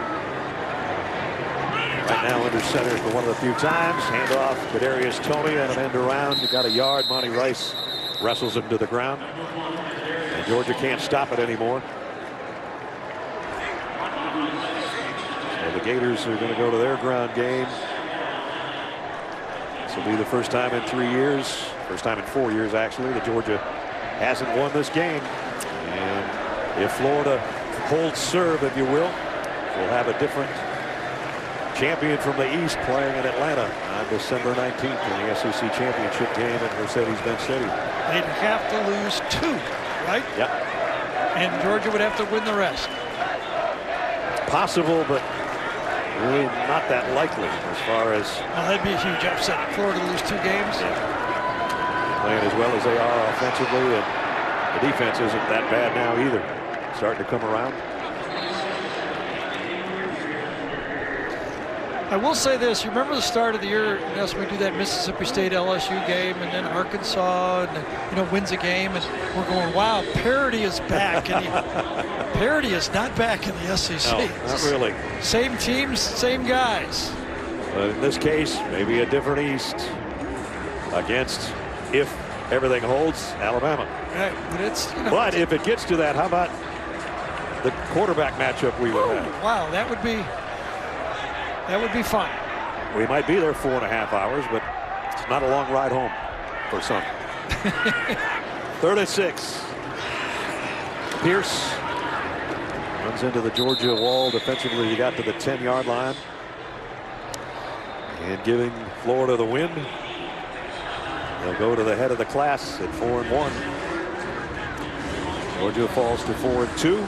And remember, as you look at that, for Georgia, the only measurement now, and you live around her, right? The only measurement now is national championship, right? Yeah. Anything less than that, and that's where the program is right now, and that's how they're measured. Ever since the second half of the Alabama game, all the talk around Georgia was, we'll get them again, and we'll have another crack at them in the SEC title game, and that probably is not going to happen now. And 2 losses doesn't put you in the picture. Maybe in this weird year it could somehow, but 2 losses and you're usually not going to be involved in the national championship picture or the SEC title game. So Florida is about ready to go to 4-1. And we hope all the guys that were injured in today's game come out of this all right. We know one of them will not be. And that's the Georgia wide receiver that caught the touchdown pass. I don't want to put it all on the quarterback, though, Ness. In the last 3 big games that Georgia's played, the 2018 SEC championship game, 35 points Alabama scored. The 2019 championship game, LSU scored 37. Then they lost to Bama, 41 points. And then tonight, again, they've given up 41. Their defense in these big games, these 4 big games, have given up 38 points a game. That's right. You can talk all the statistics you want, but when it counted, they didn't shut anybody they needed to down. 34-yard field goal by McPherson. Trying to give him a little more confidence back after just missing one earlier. He hit from 50 and 51 earlier in the ball game. And now his hit from 34. With 1:19 to go.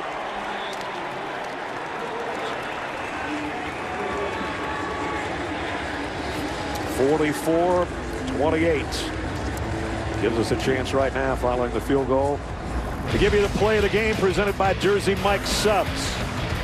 Here's one of many impressive plays from Trask. Kyle to Kyle. Kyle to Kyle Pitts. Nick Hubert with his call on the Florida Radio Network. Snap to Trask. Trask dropping back to throw. Rainbows it down the right side for Kyle Pitts. He's got it. He's there. Touchdown. Oh, my. Kyle Pitts. Touchdown right sideline. It's 21-20. So there's Mix Oh My at the end of that one. And oh my, it's been quite a game for Kyle Trask again. Boy, we watch Mac Jones. We see Trevor Lawrence have a hot start before missing a couple of games. after the COVID. Talk about quarterbacks. This guy and Mac are having a heck of a season in the SEC. Remember, Kyle Trask was not a highly recruited player. Doug Nussmeier, former offensive coordinator at Florida, had him in a camp, liked him, said, I think he can play. One of those project quarterbacks, you get him in there, and what Kyle did is went to work. You know, when he didn't start his first couple of years, he just kept working to get better, and when he got his shot, he was ready. And when he got his first start, we were there. Yes. We kidded him. We didn't kid him, but he didn't start at high school behind Eric King. So he said, yeah, I haven't started, so what? He kind of laissez-faire about everything, and now he is putting up huge numbers in this Florida offense. And you can see he is the leader of the team.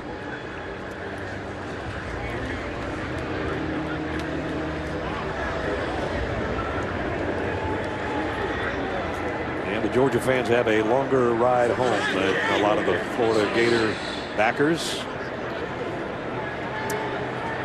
They knew that they had to slow down a high-powered offense, and they just didn't have enough to do it today.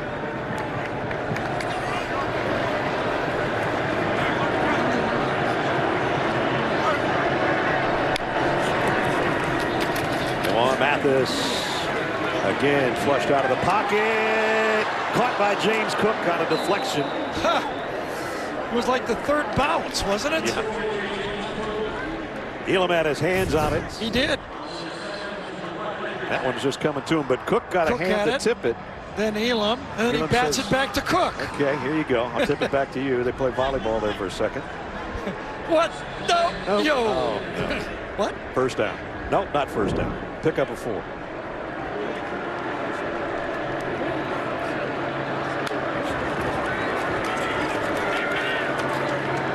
Throw short to Cook. Nice open field tackle, James Cook. Trevez Johnson, the freshman, back there getting some playing time, true freshman. Georgia out of timeouts. 3rd down and 5 with 47 seconds remaining. Mathis in trouble, and down he goes. And the Florida defense, and now Kyle Trask, who's done this most of the game, trying to fire up the Florida fans who have not left here. The Georgia fans not so much, but these guys are having fun. Of the about 9,000 tickets that each team got today, at least we had noise both ways, something we haven't really had. And you had the feeling season. Also, if not this year, when, right? With the quarterback problems that Georgia was having. Mathis fires. This one is intercepted. And that'll ice it as Amari Burney, the outside linebacker, picks it off. And just about the whole Florida bench comes out there to congratulate him. You saw Kyle Trask grab his helmet as if to say, I want to take this last snap and kneel down. And that's what he will do. He deserves it. He sure does. 4th down interception, 2 of them by Mathis, just letting it go, trying to take a gamble, and those are tough to complete. So now he says, okay, where's my headgear? Todd Grantham gets a bucket. Defensive coordinator, who was defensive coordinator at Georgia for 3 years. And there it is. The streak is stopped at 3 as Dan Mullen gets a big win over Georgia.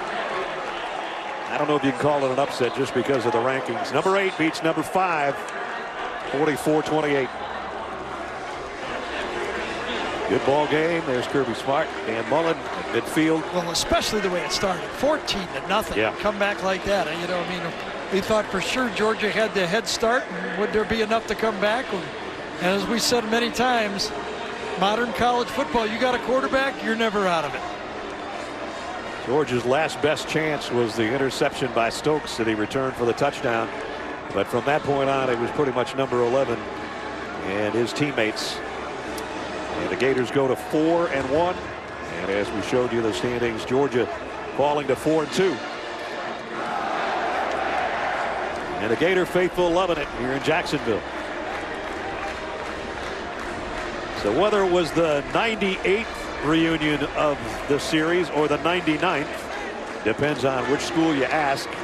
they'll remember 2020 in Gainesville for a while. Kyle Trask came in, 4 touchdowns in 4 straight games. So what do you think he did? He threw 4 more and a career high 474 yards through the air, and he mixed it up to just about everybody on his offensive set, and he's with Jamie down in the field. And he's celebrating. He is celebrating, rightfully. So, Kyle, three years you watched Georgia take the SEC East from you in this game. You and I talked about allowing the meaning behind this game take control of you emotionally. How did this game feel to you today? It felt amazing. I mean, just, I think we can play with anybody. We got so many weapons. We speak it into existence. We said it's going to happen all week. We came out, we executed, and we got the victory. 5 games in a row you've thrown for 4+ touchdowns. Does that sound like a Heisman Trophy winner to you? Hey, I'm just trying to do what I can for this team. That's just a representation of, how well and efficient this offense is working. Our linemen are blocking their tails off. Our wide receivers are getting wide open for me. So, I'm just doing what I can to execute. Was it a challenging day to have to run this offense without Kyle Pitts in the second half? Like I said before, we have so many weapons. It's really tough on defenses for matchups, but, we just came out, a great team win. We just, came out, executed, and got the job done. Congratulations. Thank you. Well done, Mr. Trask.